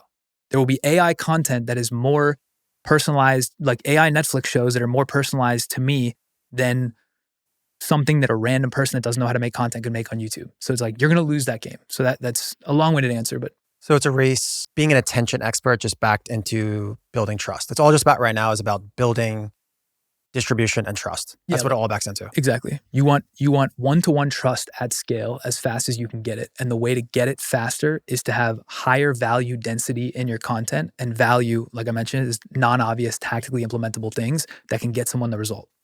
Let's dive more into YouTube. You say YouTube is a packaging game more than a content game. Yeah, 100%. I agree in a big way. Yeah. Why do you think that it's that? Well, it's just like blogs is like a headline game versus like the actual body, right? You need to get the click so that people actually get into the world. And if they don't click in, the video might as well have been a black screen. And that's mostly like everything in the world I view as either math or psychology, everything.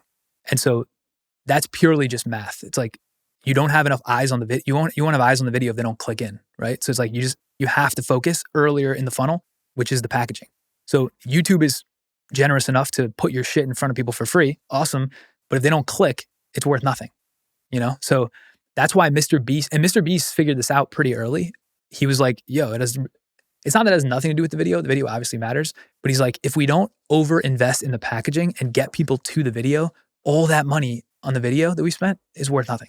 So that's why you have to have a solution. If you're going to play YouTube, you have to have a solution for packaging, titles, thumbnails, the actual idea itself kind of wraps in there, and the intro, confirming that click. We can talk about that, but the core difference between short form and long form, short form, the viewer doesn't have a choice. The feed puts it up. You don't need to do packaging. The hook is the package, but that's also part of the video. It's way easier to win on short form because your shit just gets served automatically. Long form is a completely different game.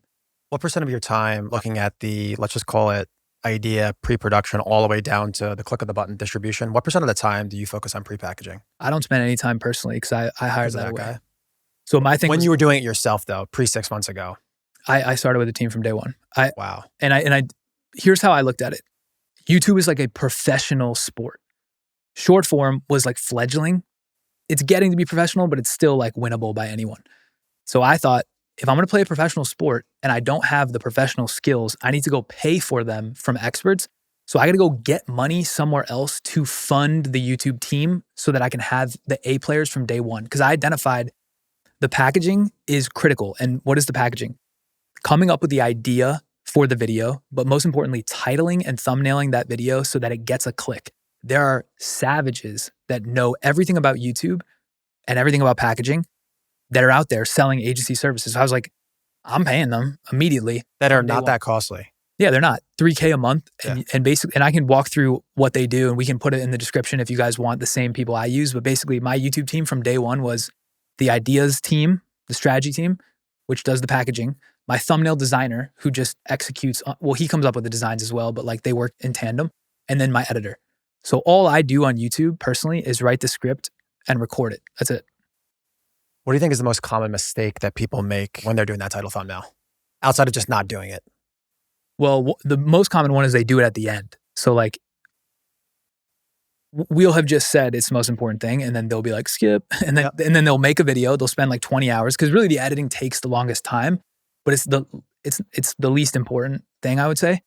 So they'll spend all that time. They're burnt. They're like, oh my God, it's took 3 days to make this video. Like, I don't even know if it's good. And they just do the packaging at the end. Like they're just, oh yeah, I'll throw some. Like that is the worst thing you can do. The reason they say make the title thumbnail first is both because you have to confirm the click in the first couple seconds, but also you want to put the most effort when you're the freshest on the most important thing, right?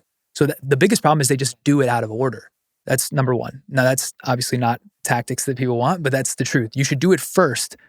If you're designing the thumbnail yourself and you're titling the video yourself, you need to get that solved before you waste your time on anything else. Because if you can't solve that, the video is basically a dud. What's good though is formerly you could only A/B split test thumbnails. You can ask A/B split test titles. That does give you a little bit more malleability. I do think they should be done beforehand. Yeah. But I think understanding and knowing the macro identity and like a rough idea of what it is, and then knowing how you're going to open and make sure it reflects that.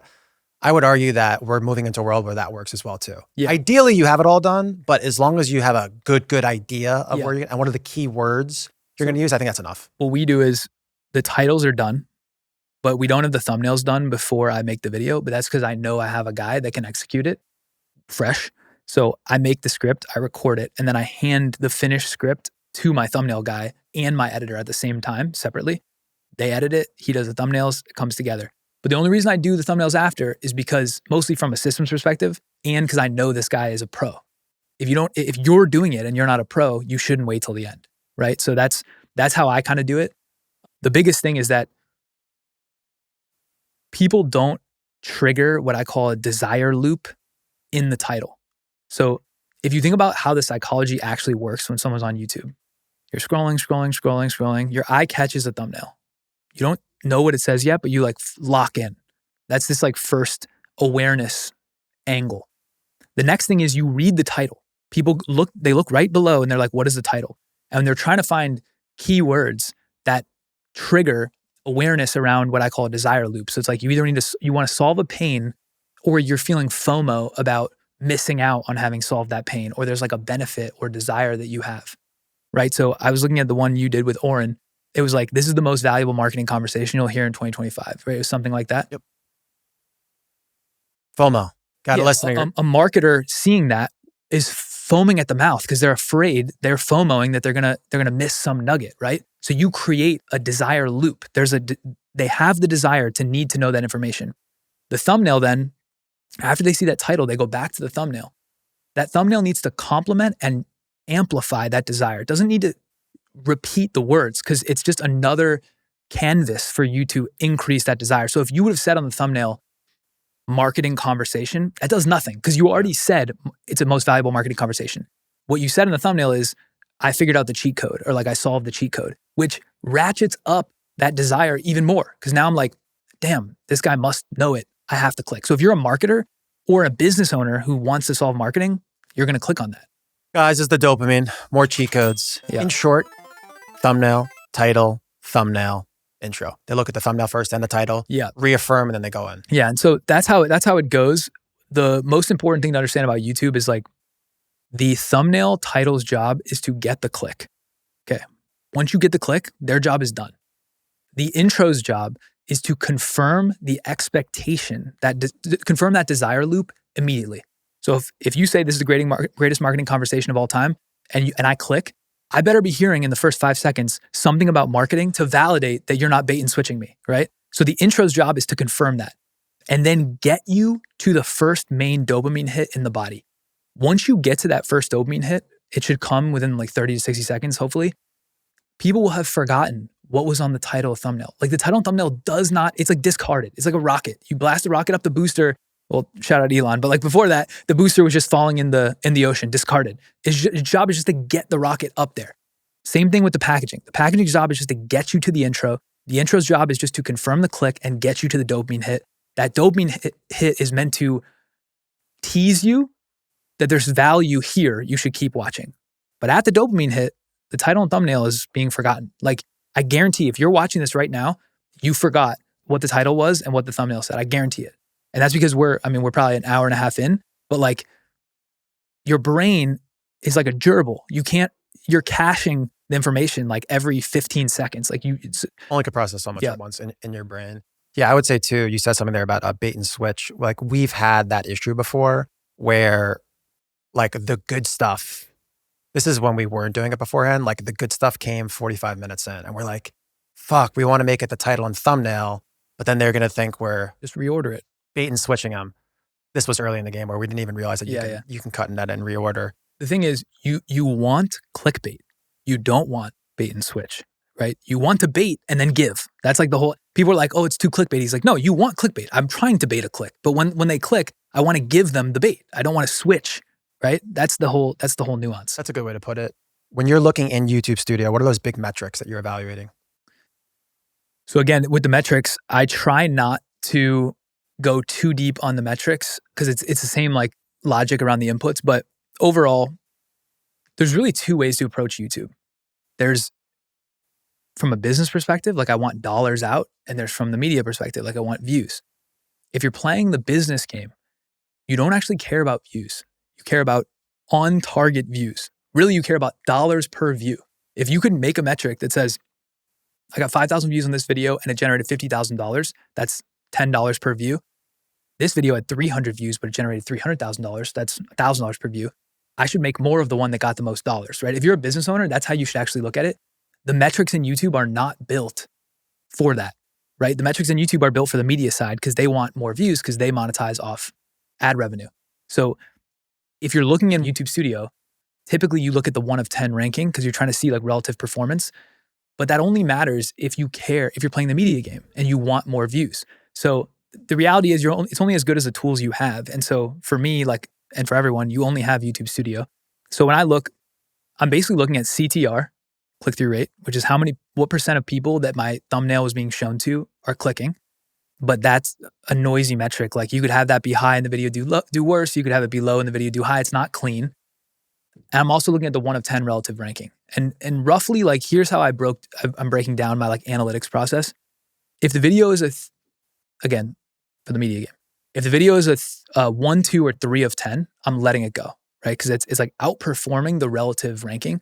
What I'm trying to do is study what I did in that one so I can replicate it again. There's a lot of variables that go into a YouTube video, like hundreds of things. So it's tough to like isolate one change and be like, that was the reason this one did better. Typically, it's conflating factors, so it's kind of hard to like extract that learning. But that's like the one path. If it's a 4, 5, 6 out of 10, like ranking wise. So the only thing I look at in YouTube Studio is the 1 of 10 ranking, and the 1 of 10 ranking is just like, what rank out of your last 10 videos is this one relative to views? But it's a very, like I said, it's for all the caveats, it's a crude metric. So if it's a 1 out of 10, that's the best. If it's a 10 out of 10, that's the worst. 1, 2, and 3 out of 10 signals that it's outperforming relative to the field of my own videos. So it's the best apples to apples metric you can get for your own channel. If it's a 4, 5, or 6 out of 10, it's kind of like middle of the pack. I'll again still leave it, but I'll try to figure out, was there something different? Usually if it's a 4, 5, 6 relative to a 1, 2, 3, it's just the idea TAM was smaller, right? So if I made a video about storytelling, that's a big TAM, versus a video about systematizing your short form content engine, that's kind of a small TAM. So it's like, if I see that 6 out of 10, I can't really hold myself like in too much contempt, like negatively, because it was a smaller idea. So like it's going to get less views. So that's why that metric is kind of weak. I think most people want to know what happens if you see a 7, 8, 9, or 10 out of 10, like you see a low performer. Typically what I do is there's only one thing you can change in real time. It's the title thumbnail. You can always switch the title thumbnail. So if it's 7, 8, 9, or 10, I'll ask my ideas guy, like, yo, this is not performing well. Do you think we should switch the title to this? Like usually I'll come to him with like a guess for why it's not performing well. And he'll say yes or no, and we'll repackage it. Or we just let it go and we try to say like, what didn't work this time? Let's take that for next time. It's so hard to get conclusive evidence for anything. I mean, if you do like a thumbnail test and you do 3 different thumbnails and like one of them is like, I've seen as high as like 45% compared to the other ones, and it's still not enough conclusive evidence. It's got to be almost over 50%. Yeah. Because they're like with all other things consistent. So what you should do is once one of the 3 is breaking out, set that one as the winner. And ideally you make 2 more that are closer to that one to test all 3. Another dopamine hit. Love that, doing that. I think another big thing, and I mentioned it in the Caleb episode, is forget if you're playing the media game, one of those first 2 buckets, but if you're playing the consumer game or the B2B SaaS game, soft skills, offline stuff, understanding and knowing. An example, for certain episodes, I get texts from certain people. And the intellect of that human that texts me saying they got a lot of value out of the episode, I mean, I've gotten 1 text from people. And I'm like, wow, this person got value from this episode. Like you have to take that into account. Yeah, 100%. Under bucket 3, 4, 5. And those things don't show up on the stat sheet, right? So it's like, the problem with analytics is there's so many conflating variables on the analytics side, and there's so many conflating inputs that drive those variables that really the best way to improve, and I don't say this in a way to be annoying, you want to find somebody that knows what they're doing, that can objectively look at the inputs and be like, this, and this were not good. Look at this, and this as a better example and improve that way. Like it's not that you have to have a coach, but like that's what Mr. Beast had. He had like 3 or 4 homies that were all about the same skill level. One of them would make a video and the other 3 would look at it and be like, nah, like these things are off. And you have objective feedback at somebody at your level or 1 level above. That's what you need, because there's too much variability in the things that could change. There's 20 variables that drive the performance. Nobody is going to be able to look on their own with emotion and be like, yeah, that was definitely like the hook was too, they're not going to be able to take emotion out of it. So you need somebody that actually knows what they're doing to give you that feedback. That's the best way to improve, period. I have a very strong stance on this specifically to YouTube. I think you 100% do need a coach and an expert. And I mean, again, we were, 2, 3, 4 episodes in, we paid money for very high level people. Fuck, I would have paid 4 times the amount of money that I paid for that. Yeah. So I definitely think that you can get from even listening to podcasts like this. Like you could really get to top 10% in the world at understanding and knowing YouTube if you just put in the time up front. Yeah, 100%. I want to close up on YouTube and move on to the next topic. The last thing is I really want to touch on what are those like biggest kind of expectation mistakes that founders make when they're going onto YouTube? Like what do people fundamentally misunderstand about the platform? So many. Well, first of all, if you're playing the business bucket, you're not a YouTuber. You're an entrepreneur that's using YouTube as an effective free traffic source. So because of that, you want to look at YouTube just like you look at all the other marketing channels, which is iteratively testing with data. Like you would not go into paid ads and put one ad out there and be like, oh man, it didn't work, and like give up. You wouldn't. You'd be like, oh, I'm gonna put 100 out there and see what performs and double down. Like that's you would think of it with a science-based approach. YouTube's the exact same way. It's just people are more emotional about it because each rep takes longer, and really because I guess they're romanticized by the idea of being a YouTuber potentially. But you really want to look at YouTube like a series of iterative experiments. You have to go through the process of making a video, sucking, learning what didn't work, making a second video, etc. Just like I did with short form, you have to do the same thing with YouTube. The shitty part about YouTube is that every rep takes 5 days instead of 1 or 7 days, right? If you're posting once a week. So it's like the growth is just slower. The iterative learning loop is slower. So the expectations are, you don't need as many views as you think. You'd rather have on-target views that convert to dollars. So that's great. Like you don't need 100,000 views. You could a couple thousand. I mean, a couple thousand views is huge. You don't need a ton of views, but it's going to take way longer than you think. Do not start YouTube unless you expect to put 3 to 5 years into it. Like I've built this whole program that'll come out in the next month or so, where I'm really trying to operationalize the playbook for YouTube for business owners because it's really not out there. A lot of the teachers are all like entertainment focused. My goal is that if you go through that in 12 months, you can have a machine that's driving meaningful lead gen. But that doesn't mean in 12 months, you're going to be a celebrity. That doesn't mean in 12 months, you're going to have 100,000 views every single video. Like it just takes so much more work than people think, so many more reps than people think. So that's the biggest expectation mismatch is really the entire expectation of how fast people expect it to go. It's so slow. Yeah, I mean, the two other huge things to touch on there too is one is it's evergreen. It lives forever. Yeah. People can go back and binge there. It lives forever, especially like the links in the description live forever. And then secondly, it's long form usually for the most part. And you can disseminate that down to short form and cross-pollinate in all the other platforms. Yeah. So it's like the best of the best is you get all this content, you can just chop it up into other stuff. You can even chop the videos into words and newsletter, et cetera, et cetera. Yeah, the way I think of it is like every video is a sales agent. If your content is aligned with your offer, every video is a sales agent working 24/7 for you that at any moment can reactivate, get juiced for free to all of the buyers, which is insane. Shorts are not really that way. Shorts are a little bit more short term, obviously, like it's in the name. They only last for the half-life on shorts is 72 hours, maybe 5 days. And then if you really share one on a different feed, you might be able to get a second life. YouTube's evergreen unless you make news-based content that's time sensitive. So, I mean, I can't emphasize how powerful YouTube is as an engine, depending on the game you're playing, of course, as the caveat. Yep. It's so powerful. Yeah, and I think another interesting thing with YouTube, just to tie a bow on that too, is you have the ability to repackage after the fact and title and thumbnail, so you actually can revive stuff. I mean, there's stories of videos that were left for dead, and 9 months later, they change the title and packaging, and it goes crazy. So you have way more at-bats, technically. Yep. All right, so let's shift a little bit towards distribution and growth. You obviously have a massive following across a ton of different platforms. I guess let's just start with, what do you think is the biggest myth about virality?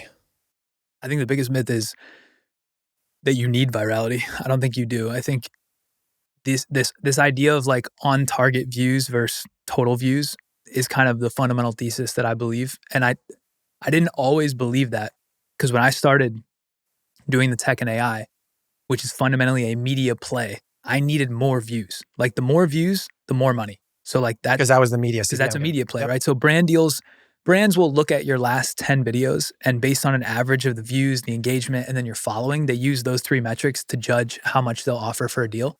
And you can obviously negotiate it up, but like that's the band that you can charge is based on that. So fundamentally, if you're playing the media game, you have to have more views, which means you're going for virality, which means you're broadening the ideas, you're broadening the TAM, you're making them more sensationalist, more shocking. There's a bunch of like tactics you can do to get more views. But the myth is that like that's not actually where the money comes from. In the media game, yes, but there's a cap on how much you can charge for brand deals. Like it varies niche to niche, but these huge mega celebrity people that have 7 million followers, they're not actually getting that much for brand deals because their audiences are so wide. The brands now know they're not worth it. 100%. But like the real truth is that dollar per view or on target views that convert to the offer is where all the money is. That's where all the actual fandom, like category level fandom comes from, is depth in a narrower slice. So that kind of applies to like myths around virality and positioning and strategy. But I fundamentally believe that to be true. For sure on long form and on short form, you could make the argument both ways because of the way short form works. So you could win short form playing the views game and you could win playing the niche game. But YouTube for sure, you don't want broad virality. So subscribers and followers basically mean nothing to you. It's just a proxy to people that are uneducated for how much they should trust you. But this is how the psychology works. Someone sees a video on a short form feed and they either judge this is good or bad to them. Then they look to the right and they see the metrics, the likes and the comments and the shares or the saves. If those metrics are above a minimum credibility line, and that line oscillates, there's no like perfect number, they will trust you more. But if it's below a line, they'll be like, something's off here. I liked it, but no one else did because like the groupthink kicks in. They'll then click to your profile. And if your followers are below the minimum credibility follower number, they will not trust you. They won't follow you. It sucks, but like that's the case. I completely agree. If it's above, they will. So followers matters. If you're doing brand deals, it's one of the 3 attributes they price on. So it really matters if you're doing brand deals. And if you're not, it does matter in a binary state whether or not someone trusts you. But the difference between 180,000 followers and 365,000 followers is nothing. That doesn't matter at all. So I only want an incremental follower or subscriber if it's on target to the offers that I'm selling. Yeah, I think there's like a minimum amount of followers you need to have on each platform to be like quote unquote real. I think Twitter, it's a couple thousand. I think Instagram, over 10,000, you're real. Probably the next leverage, probably 100. I feel like with YouTube, it's probably 10,000 subs. Yeah. So I think just racing to get to that minimum level where people can look at you and be like, okay, this person is doing something. And the same goes for engagement. And the blue check used to be a proxy for that, even harder really than the number of followers, but now that's gone because you can pay for it. Yeah, the engagement stuff too is sometimes absolutely criminal. Like you see people with massive followings and they have no engagement. And it's just like. And the thing is, an unsophisticated viewer would not know the difference. And so if you're selling a commodity product, you can pay for followers and not have the engagement. And a sophisticated viewer might not realize. But if you're trying to do a brand deal game where a marketer actually knows, or a high ticket offer game where like fake engagement doesn't matter, that's not going to help you. What are those like key signals to the algorithm, especially going into 2026? Because obviously with all of this, the more narrow and the better you feed the algorithm, just the more reach you're going to get in general. What are those key signals? Yeah, so it all goes back to audience matching, which is this fundamental principle. Like if there were the 3 core frameworks that the hills I would die on, it's content minutes, audience matching, and then probably like anti-views, we'll say, like the on target versus virality thing we just talked about. So on the audience matching piece, fundamentally the algorithms have one job. It's keep people on the platform watching. Because if they watch more ads. If they watch more ads, the platforms make more money. That's the only job of the algorithm. So how do you keep people on? You give them what they want to see. How do you give them what they want to see? You know exactly what type of content is coming from that channel so that you can bucket it accordingly to give it to people that want to watch it. So it's like if I make my first video about tech, my second video about science, my third video about basketball, the algorithm is not really sure what my 4th video is going to be about. They don't know. It could be any of those 3, it could be a 4th thing. Now they're transcribing it in real time. So you'd say, okay, well, who cares what the 3 previous ones were? They'll transcribe it and figure it out. But they've built a sample pool based on the people who've liked your stuff before, who've watched your stuff previously. So in that sample pool, a third of them like the basketball thing, a third of them like the science thing, a third of them like the tech thing. So when they send out your next video, the data coming back is weak. Like the people don't watch and engage with it to the level they would expect if the channel was focused and narrow on one topic. And so And I can go back and It's explain such a that tough again. pendulum you're talking about now too, because if you're playing the media game and you want views, you want to go wider from a topic perspective. No, but you're saying you always want to be within one topic, but wider, I mean like within the topic. So if you make content about marketing, wider means you could do paid marketing, you could do viral marketing, you like different subtopics, but you always want to stay within marketing. You don't want to then go to like the MBA, right? Those are like two completely different things. So even if you're playing the media game, you want to be within one slice. You just want to be the most shockworthy, sensational, wide within that slice type of topics you want. That's how you get more views. If you want to be narrow to drive to a specific offer, you don't necessarily need that, right? You can be way closer. Does that make sense? Or yeah. What about all those other different elements? Is it specifically transcribing the audio to understand and know the topic, or is it formats from a visual perspective, or is it audio only? Tough to know. I don't think the AI models are good enough to be able to ingest a full, especially for long form, like a full video and really break down like a specific type of cinematography and match that. I don't think they're sophisticated enough for that. The main thing is they're transcribing in real time and trying to basically build a context mapping of what the video is about. So in the video, if you say terminology that's like more long tail keyword stuff that you say, it helps contextualize what the video is about. So you're basically, wow, it's like SEO, like you're tagging words in the back end. The video is basically a long tail blog post effectively. And so you could say it's using the hashtags and the keywords, all that stuff it might be using, but that's like icing. The cake is the transcription. So what are you saying in the video? It's building a contextual map on that. Now what it does, because let me just double click on this because I kind of breezed over before. This is how the videos are actually, this is how the algorithm works. This is how they're sampling the videos. First, it builds a test sample pool. If you have some subscribers or followers, it'll be like some of your existing audience, some of your new audience. So let's just say 200 people. You post a video, the YouTube algo transcribes it, builds a topic map of what it's about, and it builds a 200 person sample pool, some of subs, some of new, and it's trying to guess who would like this the most. Okay, so it blasts the video out to those people. Now on YouTube, are they clicking through the thumbnail to even watch it? Matters, but like on Shorts, it doesn't matter. Based on that 200 person sample group, it's assessing, did they like and watch it more than usual, about the same as usual, or less than usual? If it's more than usual, they will build another sample group at one order of magnitude higher. So like instead of 200, it's 2,000 people, but similar makeup. Because now they know, oh shit, of the 200, those people liked it more than usual. We should go find more people like them. But if the signal comes back the same or weaker, it's not going to boost it to cascadingly will it try another cohort of 200 to try and find it for you? Yeah, so if it's neutral, they may try another. If it's bad, they're going to throttle it pretty quick. So that's why like bad videos on YouTube or Shorts get like 200 views total. The reason why is because that first sample group came back shitty. Like the data was bad and they're like, well, nobody wants to watch this. So like, let's not risk like getting, churning people off the platform. And so knowing that, what that should trigger in your mind is like, okay, I need my existing followers to be really targeted on what I'm talking about so that when the video samples them, they like it. And I need to be very consistent with the videos that I make, topically, so that the same type of people like it over and over and over, right? So the algo can have like a consistent audience demo to then build those concentric circles. When you go broader, the only way to get a ton of views is for the circle to get muddier and muddier, right? As it gets bigger. Like if I make that storytelling video I made that got 2 million views, the first group might have been my existing followers that just liked me. Then the next group might have been people that liked storytelling. Then the next group included like script writers and like it started to get muddy, but eventually it'll run out of people that like it and the video will throttle down. That's how the algorithm actually works. So if you make topics that are all over the place and you build a following that came from those all over the place topics, the sample data is going to be horrible on any video you post.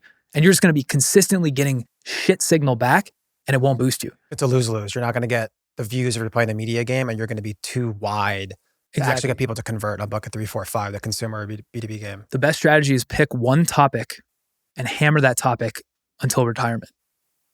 Makes a lot of sense. What about from a content mix perspective? Like when you look at content, like an example, like when Roberto was on, he would try and have like an 80-20 or a 90-10 in relation to organic content versus paid. What's your system on from an output perspective? If you're putting out like 10 different posts, is it like, I'm going to do, 2 on this micro topic, 2 on this micro topic, 5 paid, 1. How do you look at your content output? For short form? Yeah, for short form.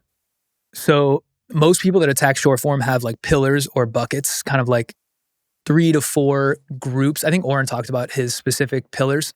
That's typically what most people do. So for me on my tech channels, I'll have like science, sports tech, kind of like lifestyle tech, we'll say. So those are meant to be bangers. They're meant to be million plus views, meant to juice my numbers.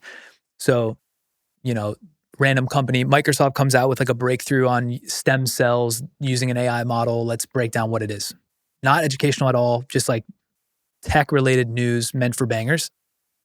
The second one is Gen AI tools. So like Higgsfield just released a new model. Here's what you can use it for. And I totally agree that like, if you're listening, you're like, those two have nothing to do with each other. I agree. I'm not very well optimized on my tech, which is why I don't have millions of followers, because I did the opposite of what I'm describing. I can only say what to do in hindsight. Yeah. So like those are the two main buckets. And then the third is kind of like, I like breaking down random thoughts on stuff that most people wouldn't come up with. So for example, Disney announced that they're going to have like AI short form content on their IP. So you're going to see like Snow White alternate endings that people can make with like AI generated. Yes, kind of like an interesting thing. So that doesn't fit in either of those two buckets, but I'm like, I kind of want to like make a video explaining why I think they're doing this from a business strategy perspective. That makes me one of one, but it doesn't like fit. So if you look at that strategically and you were starting tech from scratch, you would never follow that model because they don't really align very well. News tech, Gen AI tools, like tactical tools, and then like, we'll call it business strategy meets tech. Like those are kind of weird, right? But those are the 3 buckets that seem to work well for me and that I post and oscillate between. So by doing that though, one benefit is that I'll get brand deals from Abu Dhabi Racing. I'll get brand deals from F1. I'll get brand deals from Gen AI tools. Disney might even come. So like it does provide a broader surface area for brands to be like, hey, I've seen you make 2 of these in your last 100. We don't care that you don't specialize in that. We're interested in you just like doing it again. But I wouldn't suggest someone follow this like super disconnected pillar strategy. I think what Oren's doing is a lot more dialed within his like slice. 4 different types of like topics, and then he'll iterate every 2-3 months or quarter, and he'll layer on it. So I've tried to break into different segments, but those 3 are the ones that tend to be like the ideas are the most interesting to me. They perform the best, and the brands also want to pay. So it's like kind of like a good triangle. Yeah, and for people out there listening too, if and when you understand and know how to create content that demands attention, this F1 video, it may or may not make sense on your channel, but they may want to use it for their organic channels to get their views because they might have a different initiative than you, and or use it for ads or for whitelisted or something. Yeah. So the asset could go elsewhere. And I want to say like what I just described with what I'm doing may be confusing to people because they might have listened to the principles and then heard my example and been like, those aren't congruent. I agree. My short form strategy is not optimized. I didn't realize what to do until after I was too far down the pipe on that. If you look at what I do on YouTube, it is hyper precise on just social media growth, basically video content, social media growth and the occasional YouTube growth, hyper precise. I only talk about topics in that exact slice. And I can talk about the way I come up with topics for that, but very, very, very precise. And wouldn't you know, I'm the fastest growing channel in that space. So this stuff really does work when you stay really narrow on one topic. You could argue like my tech channel should be at 800,000, million, 1 point. Like I have tons of views on that, but the following is not that big because people follow when you have topic consistency, and a Disney AI to Adobe to like random sports tech, they're not really related. So is the future different topics, different channels? Yeah. So if I had unlimited time, I would have 17 tech channels, one for robotics, one for Gen AI, one for news tech, one for science tech. I would break them out topically and just go like very, very, very narrow and just hammer volume. Someone just starting out, they should just go super, super narrow on one channel. Yeah. And that's where you win. Because the way to think about term ownership, like personal branding, I think I talked about this in a YouTube video like in the last couple of weeks. People in their brain only have enough room for 200 to 300 names generally. Think of it like the Dunbar's number, but for the internet. But as soon as you say a term, you delete all those rows and you just think of the person that's associated with that term. So when I say ManyChat, You think of that guy Gannon. Yeah. But I wouldn't think of Gannon as like one of the 200 people that is just like swirling around in my head. He's associated to the term. So the way you get notoriety and fandom quicker, like cult fandom is what I call it, attached to a term. The terms that are easiest to attach to are the niche terms that nobody owns yet. If I say business, who do you think of? No one. Yeah, because it's too big. So it's like you want to find, if you do AI robotic, factory robotics, if you own that lane, well, there's less brands that will pay you, but the brands that are there will pay you a lot because you own that category. So it's way easier to start way more niche. Wow. Shout out to the people that own those big macro terms. Yeah, like Hormozy owns business, you could say, or like one of the people that owns business. And shockingly, the only person that potentially owned business before is like Gary Vee, maybe. He owns attention. I think attention is the big word for him. And so to say, it's like bidding on keywords and on Google, right? Like to say you could go from zero to owning the keyword business as a personal brand in like 5 years is pretty insane. But that's, Hormozy did that.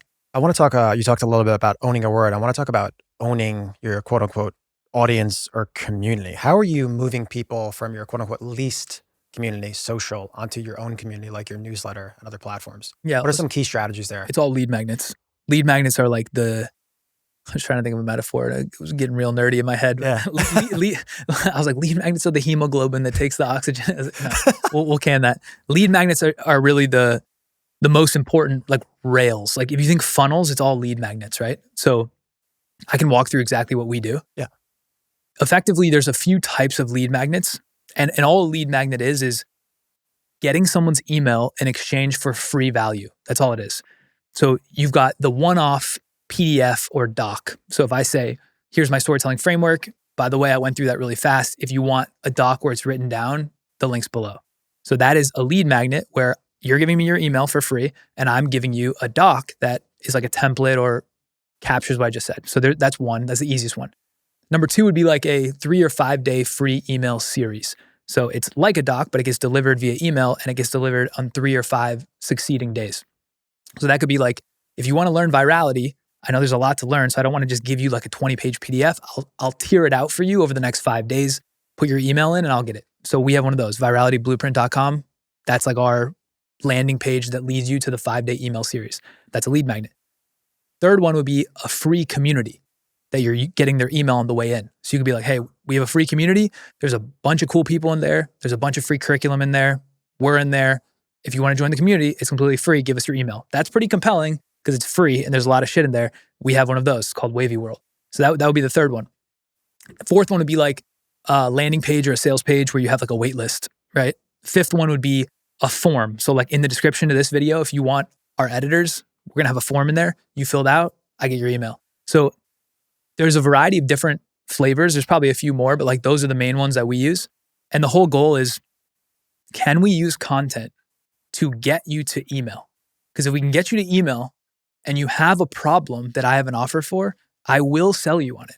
Because people open email at crazy rates and they buy from email and they trust email. It's like the email's the only place it's like not fully taken over by algorithms. You still like kind of control your own inbox, even though you have a bunch of spam from like random brands. We have 60% open rate on our emails. Yeah, it's crazy. It's insane. So all you have to do, like I shit you not, you can build a 7-figure business just doing content to a lead magnet that's ideally connected.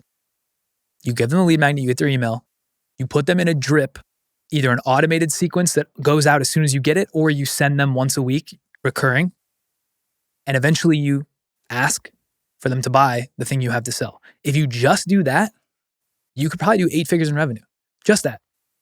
Jesus. And you are organically and authentically integrating this in any and every which way you can into any content on my podcast, on your YouTube, on your Instagram, anywhere and everywhere. Is there like a specific cadence that you do that, or is that just top of the mind? I've probably done 4 of them on this already. Yeah. Like, cause I talked about the editors, talked about how crazy they are. And like, if you want the editors, go below. Like that is an ad, but we didn't have to pay for that ad. And I call it a native embed. So this is when you asked, what are some common things about YouTube that people get wrong? Here's a huge one that we didn't cover: native embeds. When you make content, the goal is to hypnotize the viewer into forgetting that they're watching your content. Like you lull them into a delusional state, basically. That's how I look at it. Like on YouTube. Guys, that sounds devious. Yeah. Well, but it's white. It's only white hat. It's white hat. No black hat. But basically it's like 20-minute video. My goal is that you click, I confirm the click, I get you the first hit of dopamine, I get you the second hit of dopamine, and then I've lulled you into this hypnotic state where you keep watching because you like it and it's also helping you.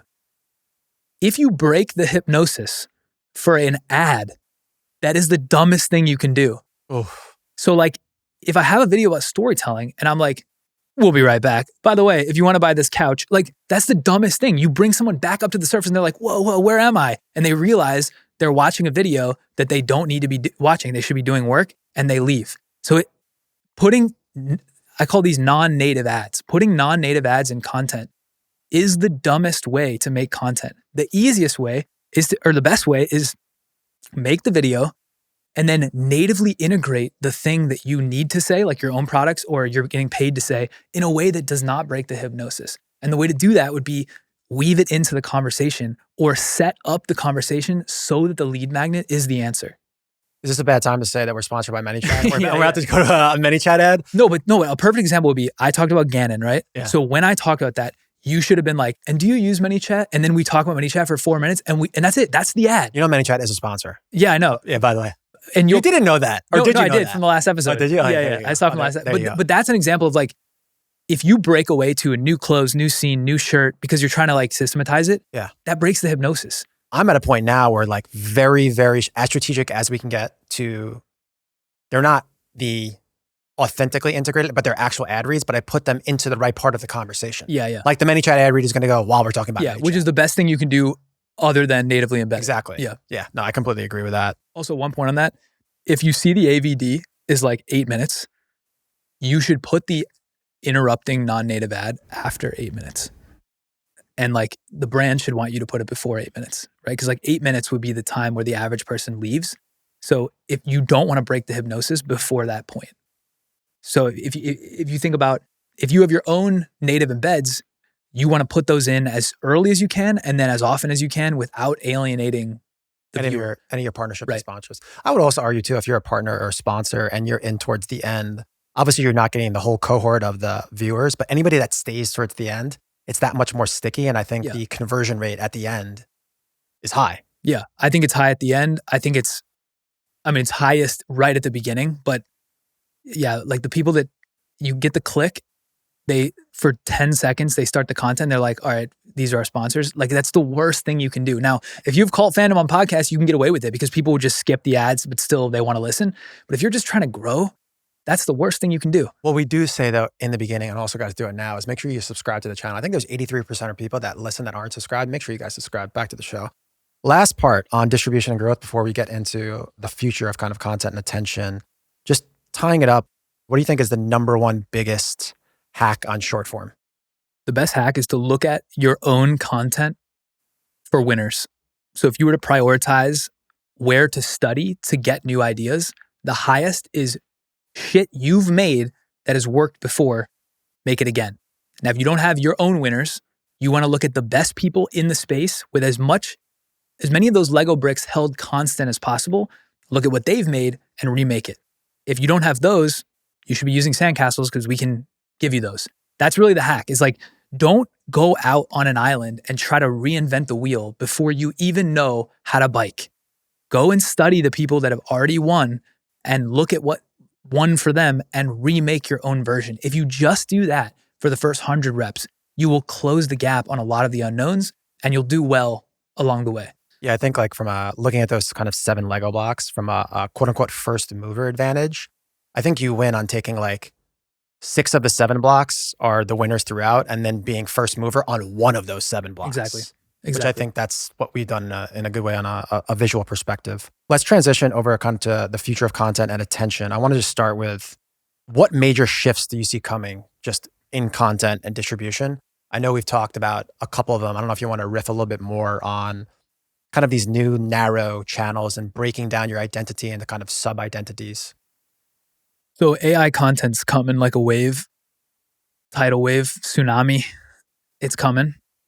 I think the more commoditized the content is, the faster it'll be replaced. So Twitter, for example, people are already building, they already have AI content machines that's pumping out text-based written content via AI. Interestingly, the counter to this is that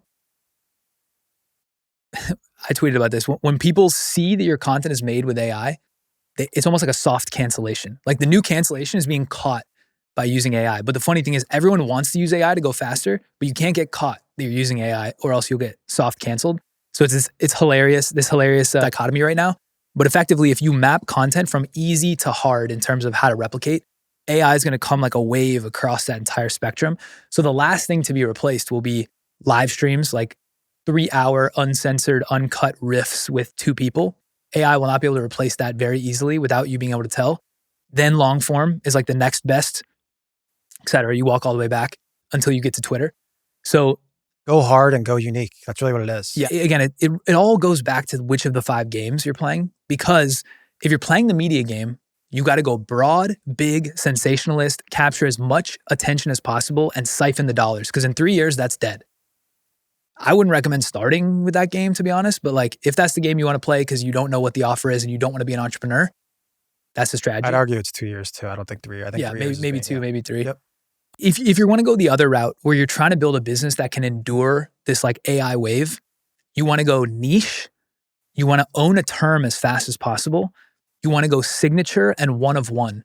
What is one of one? What unique experiences, credibility, proof, or like lived experiences do you have that you can storytell around, that you can make content infusing into that can't be replicated by a beginner?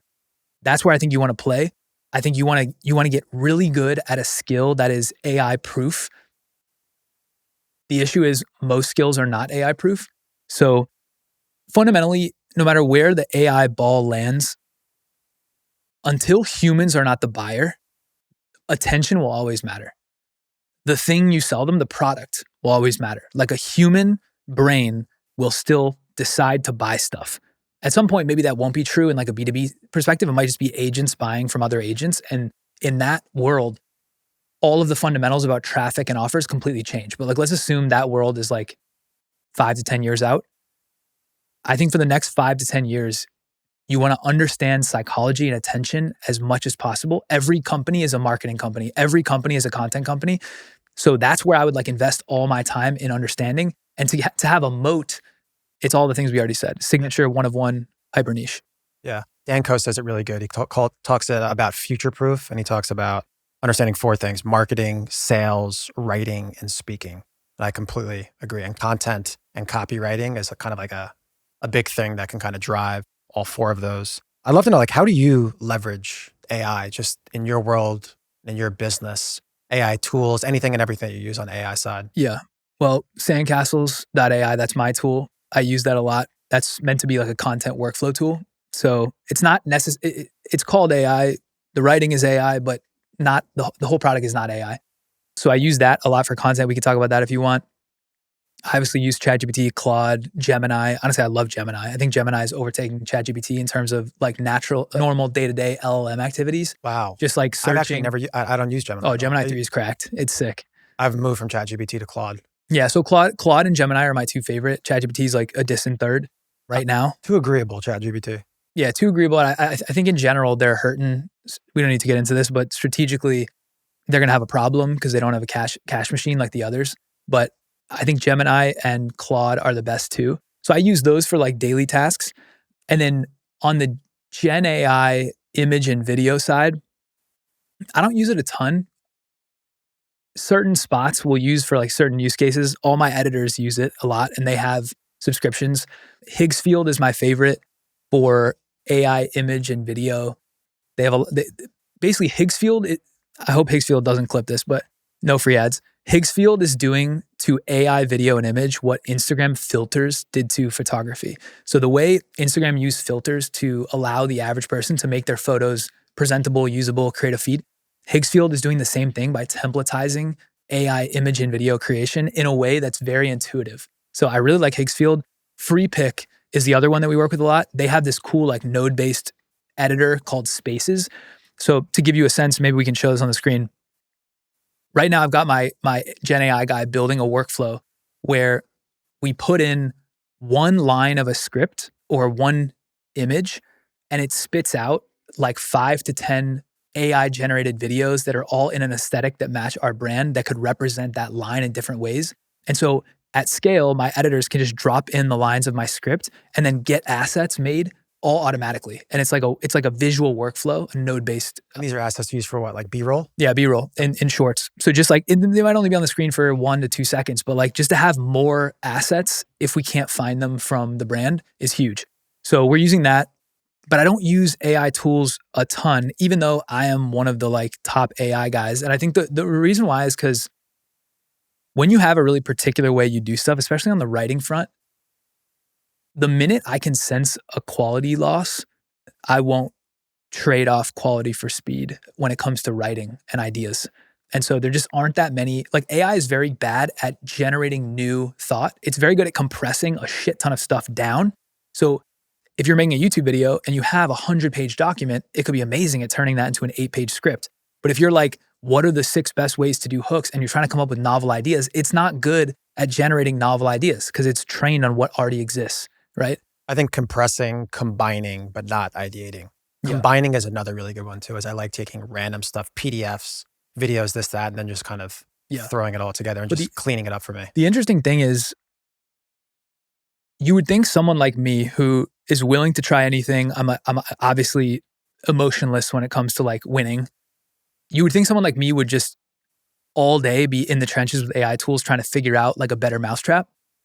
But even me, I don't enjoy a task that I know how to do well in 10 minutes. I don't enjoy taking an hour to do it worse. I don't enjoy that. And like, that's where the AI bunny rabbit comes in. The AI bunny rabbit is figuring it out. Exactly. And until he can get it to 1 or 2 minutes and not lose the quality. I think we're in this weird inner in-between period where the tools exist to where people that spend all day on them can get marginal gain, but they're not good enough to where an average person, like let alone me who's deep on this stuff, can get 10x output with like the stuff I would need, content, writing, etc. So we're in this like weird middle ground where there is an arbitrage if you can spend time learning how to set up these systems. Yeah, but today it's not an overwhelming amount. What do you think is the next like major platform? Do you think anything new is going to pop up or just iterations off the current ones?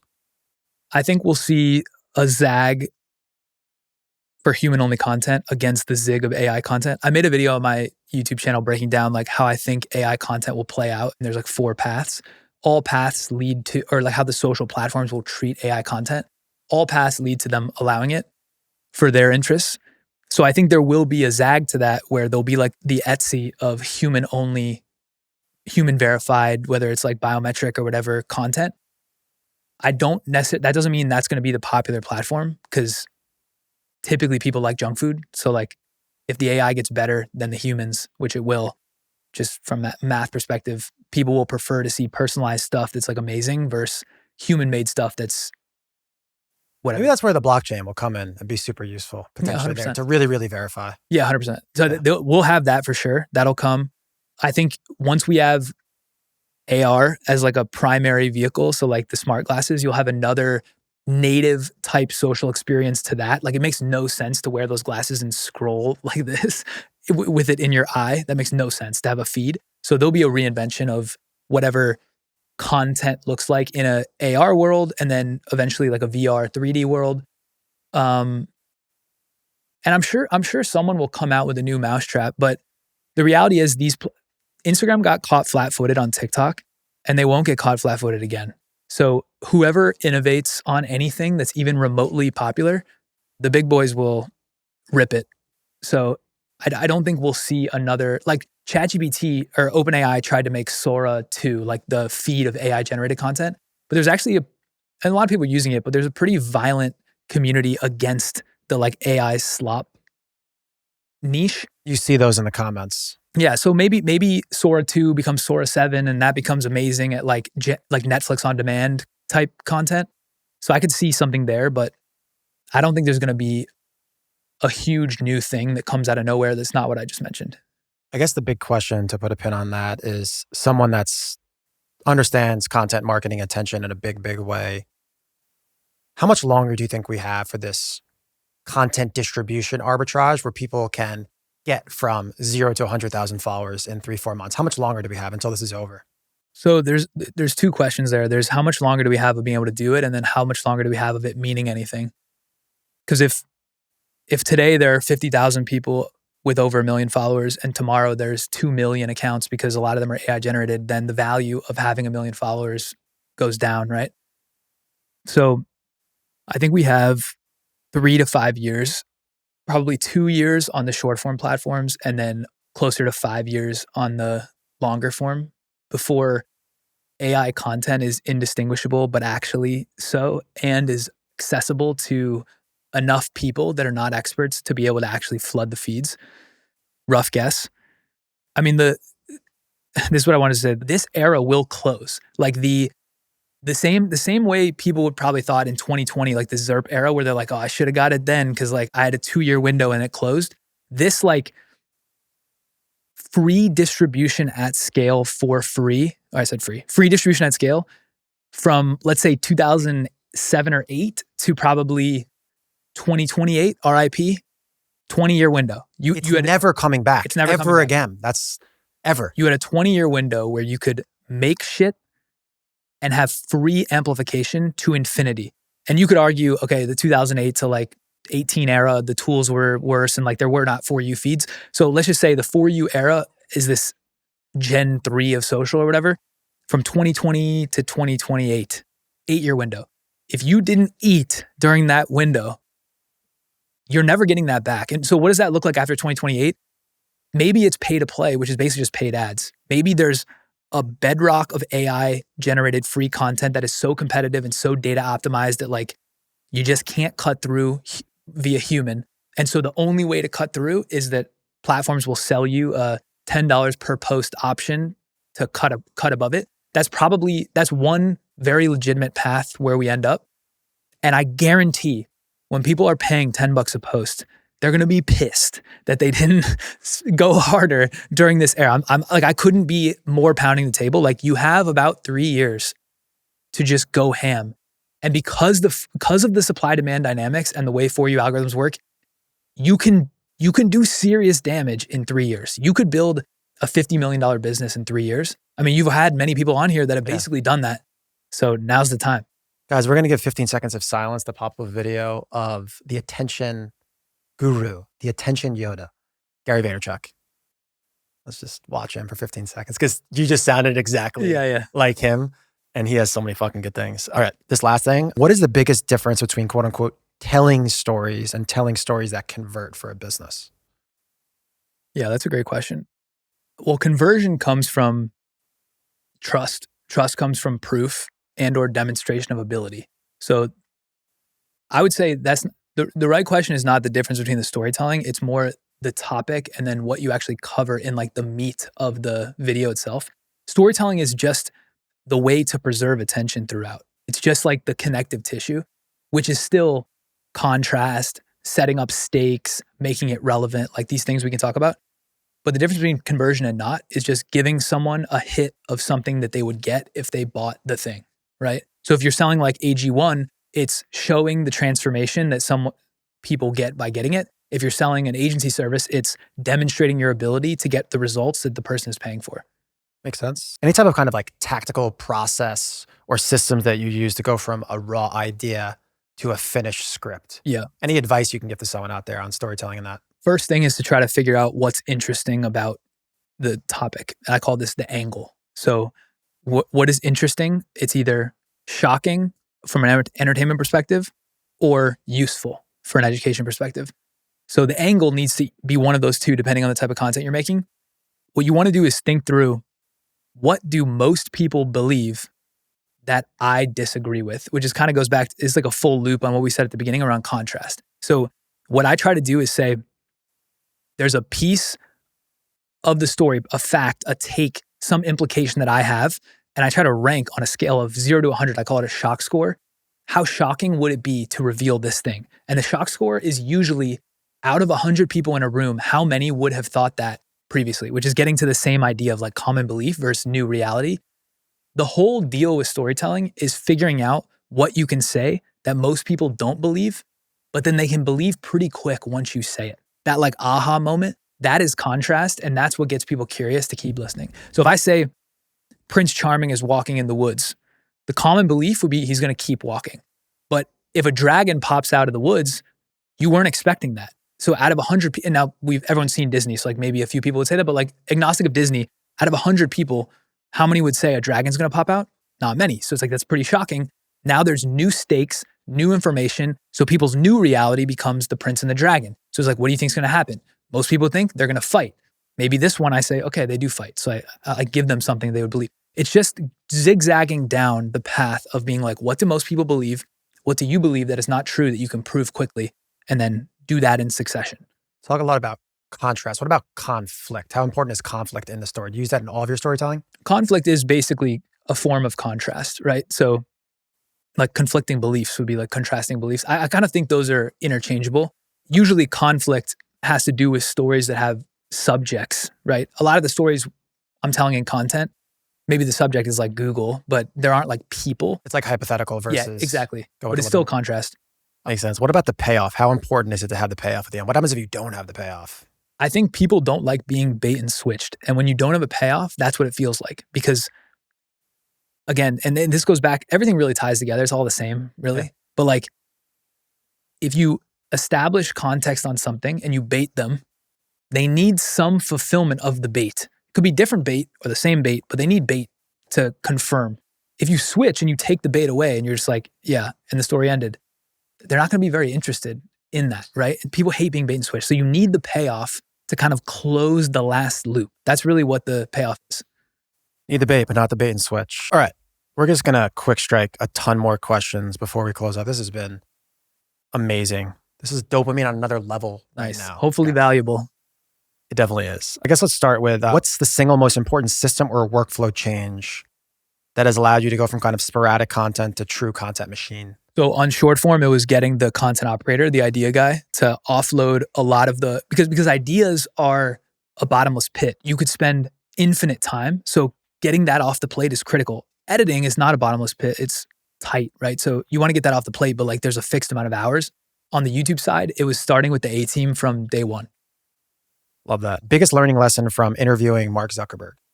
He's actually a dope guy. Like I think he got a lot of bad publicity like during the Senate hearings and stuff, but like he's actually sick. Like he's a cool guy. He's chill.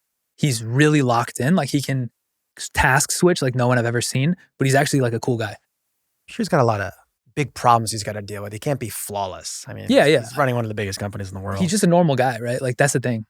What is the biggest regret in your professional life? Waiting too long to go into the entrepreneurial game. How old were you when you started? Well, I built my first company when I was 20, but it failed. And then I've been launching stuff in my 20s, but I was half in, half out. So like my biggest regret is just not going balls to the wall sooner. I do think you need, and I think Sean from Ridge said this, you need to go into a real job to like get your teeth kicked in and actually build some skills. Like you need some ability. So I think it's not the right advice for someone who's 18 to just go into entrepreneurship without any skills or backing. But very quickly, once you're like, I have that dog in me, you want to go and go all in. Yeah, for me looking back and for my future kids, definitely not going to college, just developing the skills earlier and then being able to start that entrepreneurial journey early. Because I feel like people go to college and then they develop the skills through like mid to late 20s and they start then. Yeah. I'd rather just start that in high school so they can be entrepreneurs at 21. To build off that, it's basically, I didn't realize that it was all skills. It's all skills. And when you're in a job you hate, you try to resist learning skills because you're just trying to sneak around to keep getting paid, but you're just delaying the reality, which is you need skills if you want to win on your own. So you want to start that, and it's going to take 5 to 7 years to actually build fundamentals.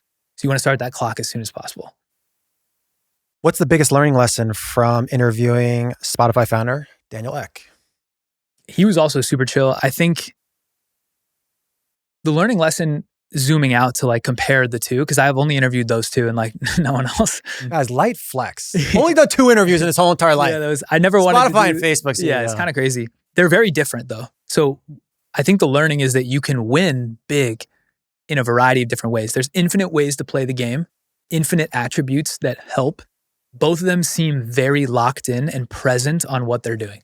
That's the common, I mean, there's many commonalities, but that was one that being in the room with both of them physically, they can lock in so quick, like task switch, but then be like 100% present, I think is a real skill. Yeah. I feel like they're like, there's very few people in my life where it's like it's 15-minute meetings. Sometimes I do 15-minute meetings, but he's locked in from 3:30 to 3:45, and then 3:46, he's on to the next one. Exactly. Definitely. Yep. What's one question you wish people asked you about social media, but don't? I wish people came to me holistically and were like, I have this business, I have these resources. What is the strategy to win the game? I will do anything to tell me what it is. I wish more people came with like a more open mind to me solving it for them instead of closed mind. Like I have this one singular problem. It's like, well, let's actually like zoom all the way out. That's not the right problem, right? People get very fixated on what they think the issue is. So I wish people came to me with a more open mind sooner and just let me lay it out for them. Love that. If you had to go from 0 to $1 million in a year, how would you do it today? First thing I would do is build a high ticket, high margin. So is $1 million revenue or profit? Let's say profit. Let's go profit. Yeah. Okay. First thing I would do is build a high ticket, high margin. If I have no skills, I'm going for a done for you offer. But if I have some skills, I'm doing like a done with you offer, somewhere in the 5 to 10K range. And then I'm making super precise, high value educational content on YouTube. And I'll be at $1 million in a couple months. Love that. How do you use the comment strategy to drive discovery? Yeah. So comments are actually a super underrated way to get virality. Again, might not be after virality, but if you have the right people commenting, it actually can trigger on target virality. Comments are just another surface for people to be entertained by whatever you're making. So if you use the script effectively to drive a certain question that people can debate, you want like contrarian debate in the comments. You create these like little cyclones where people are fighting with each other in the comments. That actually boosts engagement a lot. So that would be one way. The other way is use the comments to get people to trust you more by like actually responding, taking the time. Got to respond to the everything, comments. bro. Yeah. You know what's so crazy too? It's so weird because in the Roberto Nixon episode, RPN, great episode, guys. The views on one of our shorts went absolutely bonkers, like out of nowhere. And it was because the CEO of Instagram, Masari, liked the asset. Nice. And apparently, I think certain likes are disproportionately given more push through the algorithm. I didn't know that. Did you know that? I call it super shares, but I'm assuming it happens with likes too. Is like a 500,000 followed account shares your video is going to be worth 1,000x what like a normal person would be. I assume the same thing is true with likes. He liked like 2 or 3 and they went absolutely bonkers. It was crazy. Maybe he has the super switch in the back end. He where does. He's like, let's just juice. He's got that 100x when he double taps. All right. When I ask you these last 4 questions, I ask everybody. Favorite book or podcast and why? Ooh, that's a good one. I actually don't read that many books. I should read more, but I prefer listening to stuff and I just don't like consuming other content, to be honest. It muddies my thought. But I love this pod. This is a great one. What else do I listen to? I think Sweat Equity with Garcia and Brian Blum, if you know that one. I do. They're good. Smart guys. Callum's my homie, Callum Johnson.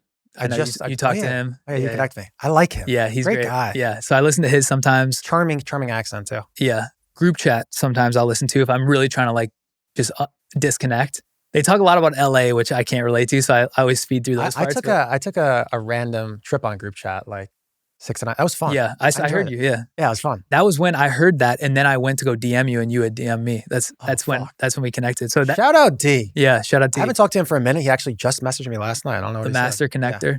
I listen to like a random Chris Williamson episode every now and then, but I usually go based on the guest, whatever I see on the YouTube feed. That goes back to that ICP game and about staying deep and narrow. Yeah. He obviously has escape velocity. He's huge. I mean, he's having on very, very different type of people. Yeah, super. And obviously, he's dominating. Once you transcend the algorithm, which I would say Diary of a CEO, Chris Williamson, Rogan, then you have carte blanche.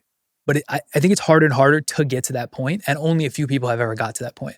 Guys, if you're listening, it's been 3 hours, maybe 2 episodes of an hour and a half each. That means that you really fuck with this podcast. If so, please say in the comments, topics, guests, who do you want to hear from? Because we're in the midst of going through a lot of these Kane exercises currently. It's been a shot to the face, understanding and knowing this. Yeah. Entrepreneur or brand you want to give flowers to and why? Nice. There's so many. Well, I love George Heaton. I love Rep. Episode went absolutely bonkers. Yeah, it went crazy. Yeah. Listen to that. I'll have to meet him sometime. I think like on the creator side, there's a lot of my homies. Brandon Wang, if you've never heard of this guy, Brandino, he's sick. I really like creators. Good taste. Yeah, good taste. I was about to say that. I love creators with good taste. Like I think Alex Garcia, the way he shifted his visuals is sick. Oren's got great taste. Roberto's the homie. Roberto's like the best in tech by a mile. He's so sick. Rourke is another guy in the family. I just had a crazy conversation. Do you know that guy's story? By the way, I don't want to interrupt you. I don't. This guy's fucking story, bro. He was doing like live streaming and people were paying him like $30, chug this beer. People were like paying to like... He was like shoeing ice. Bro, he had the craziest life, the craziest turnaround. Yeah. He's a great guy. Steve will do it into Rourke. Basically. Yeah, literally. It's a crazy That's arc. wild.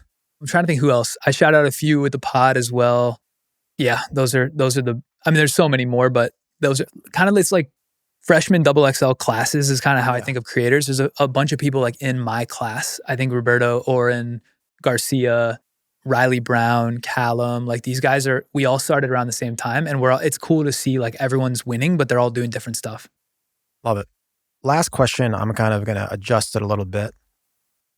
What does success look over here? Where's Kane going to be in, let's say, 5 years? What does success look like? What does a successful Kane Kallaway look like in 5 years? That's a tough question. Well, my original goal was to figure out how to do $1 million a month in profit. So that was like pick a mountaintop and then play the game to kind of figure out the mountain. So I climbed up, got a little bit away, come all the way down, back up, rebuild, back up. I think I have a path now that I'm pretty clear on to do it. But that's like not success. That's just like the money goal. I don't know. I think I want to be doing something. Obviously want to be doing something I care about. I really like being good at stuff, as most people do. So I want to be doing something I like that I'm world-class at that has an impact in the business world. I love playing the game of business, like the macro game. So I'll be doing something in that sphere. Right now, I'm trying to be like the best in the world at attention. So whether it's short form video or long form video, like I'm trying to build the rails so that any business owner could come in one side and out the other comes dollars. And the factory was attention and video, basically content. So I'm trying to like completely productize that whole process right now. So that's going to be my focus for the next few years, mostly because it's a fun game. It's very high impact and high leverage. But I think I have a few more seasons to me beyond that. So my initial goal was like build a machine that can build machines. And that's what a content factory really is. But at some point I'll have to shift and start building machines, right? So we'll see. Dude, I think you're well on your way. I had an amazing time, bro. Why don't you tell everybody where they can find you? All the socials, all the URLs, go crazy. Awesome.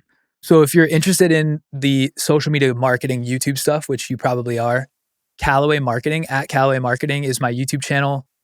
I have a newsletter called content.game. I have a software tool for short form growth. I think it's best in the world today, going to be the best in the world compounding, called Sandcastles. So that's sandcastles.ai.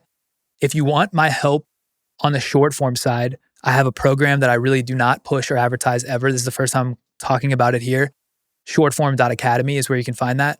I'll be launching the YouTube equivalent, which is basically like the world-class information with group calls and me helping you on both short form and YouTube. So shortform.academy, and then the YouTube one is not out yet. So I don't have a URL for that, but just look in the description. I'm sure we'll put it in there.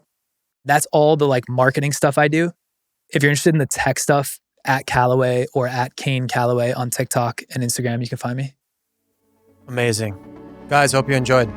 Sweet. What's up, guys? If you guys got this far in the episode, I would assume that you enjoyed it. If you got any value, it would mean the world if you hit the subscribe button, give it a like, post a comment, tell a friend. We could keep going bigger guests, bigger locations, more value. See you in the next episode.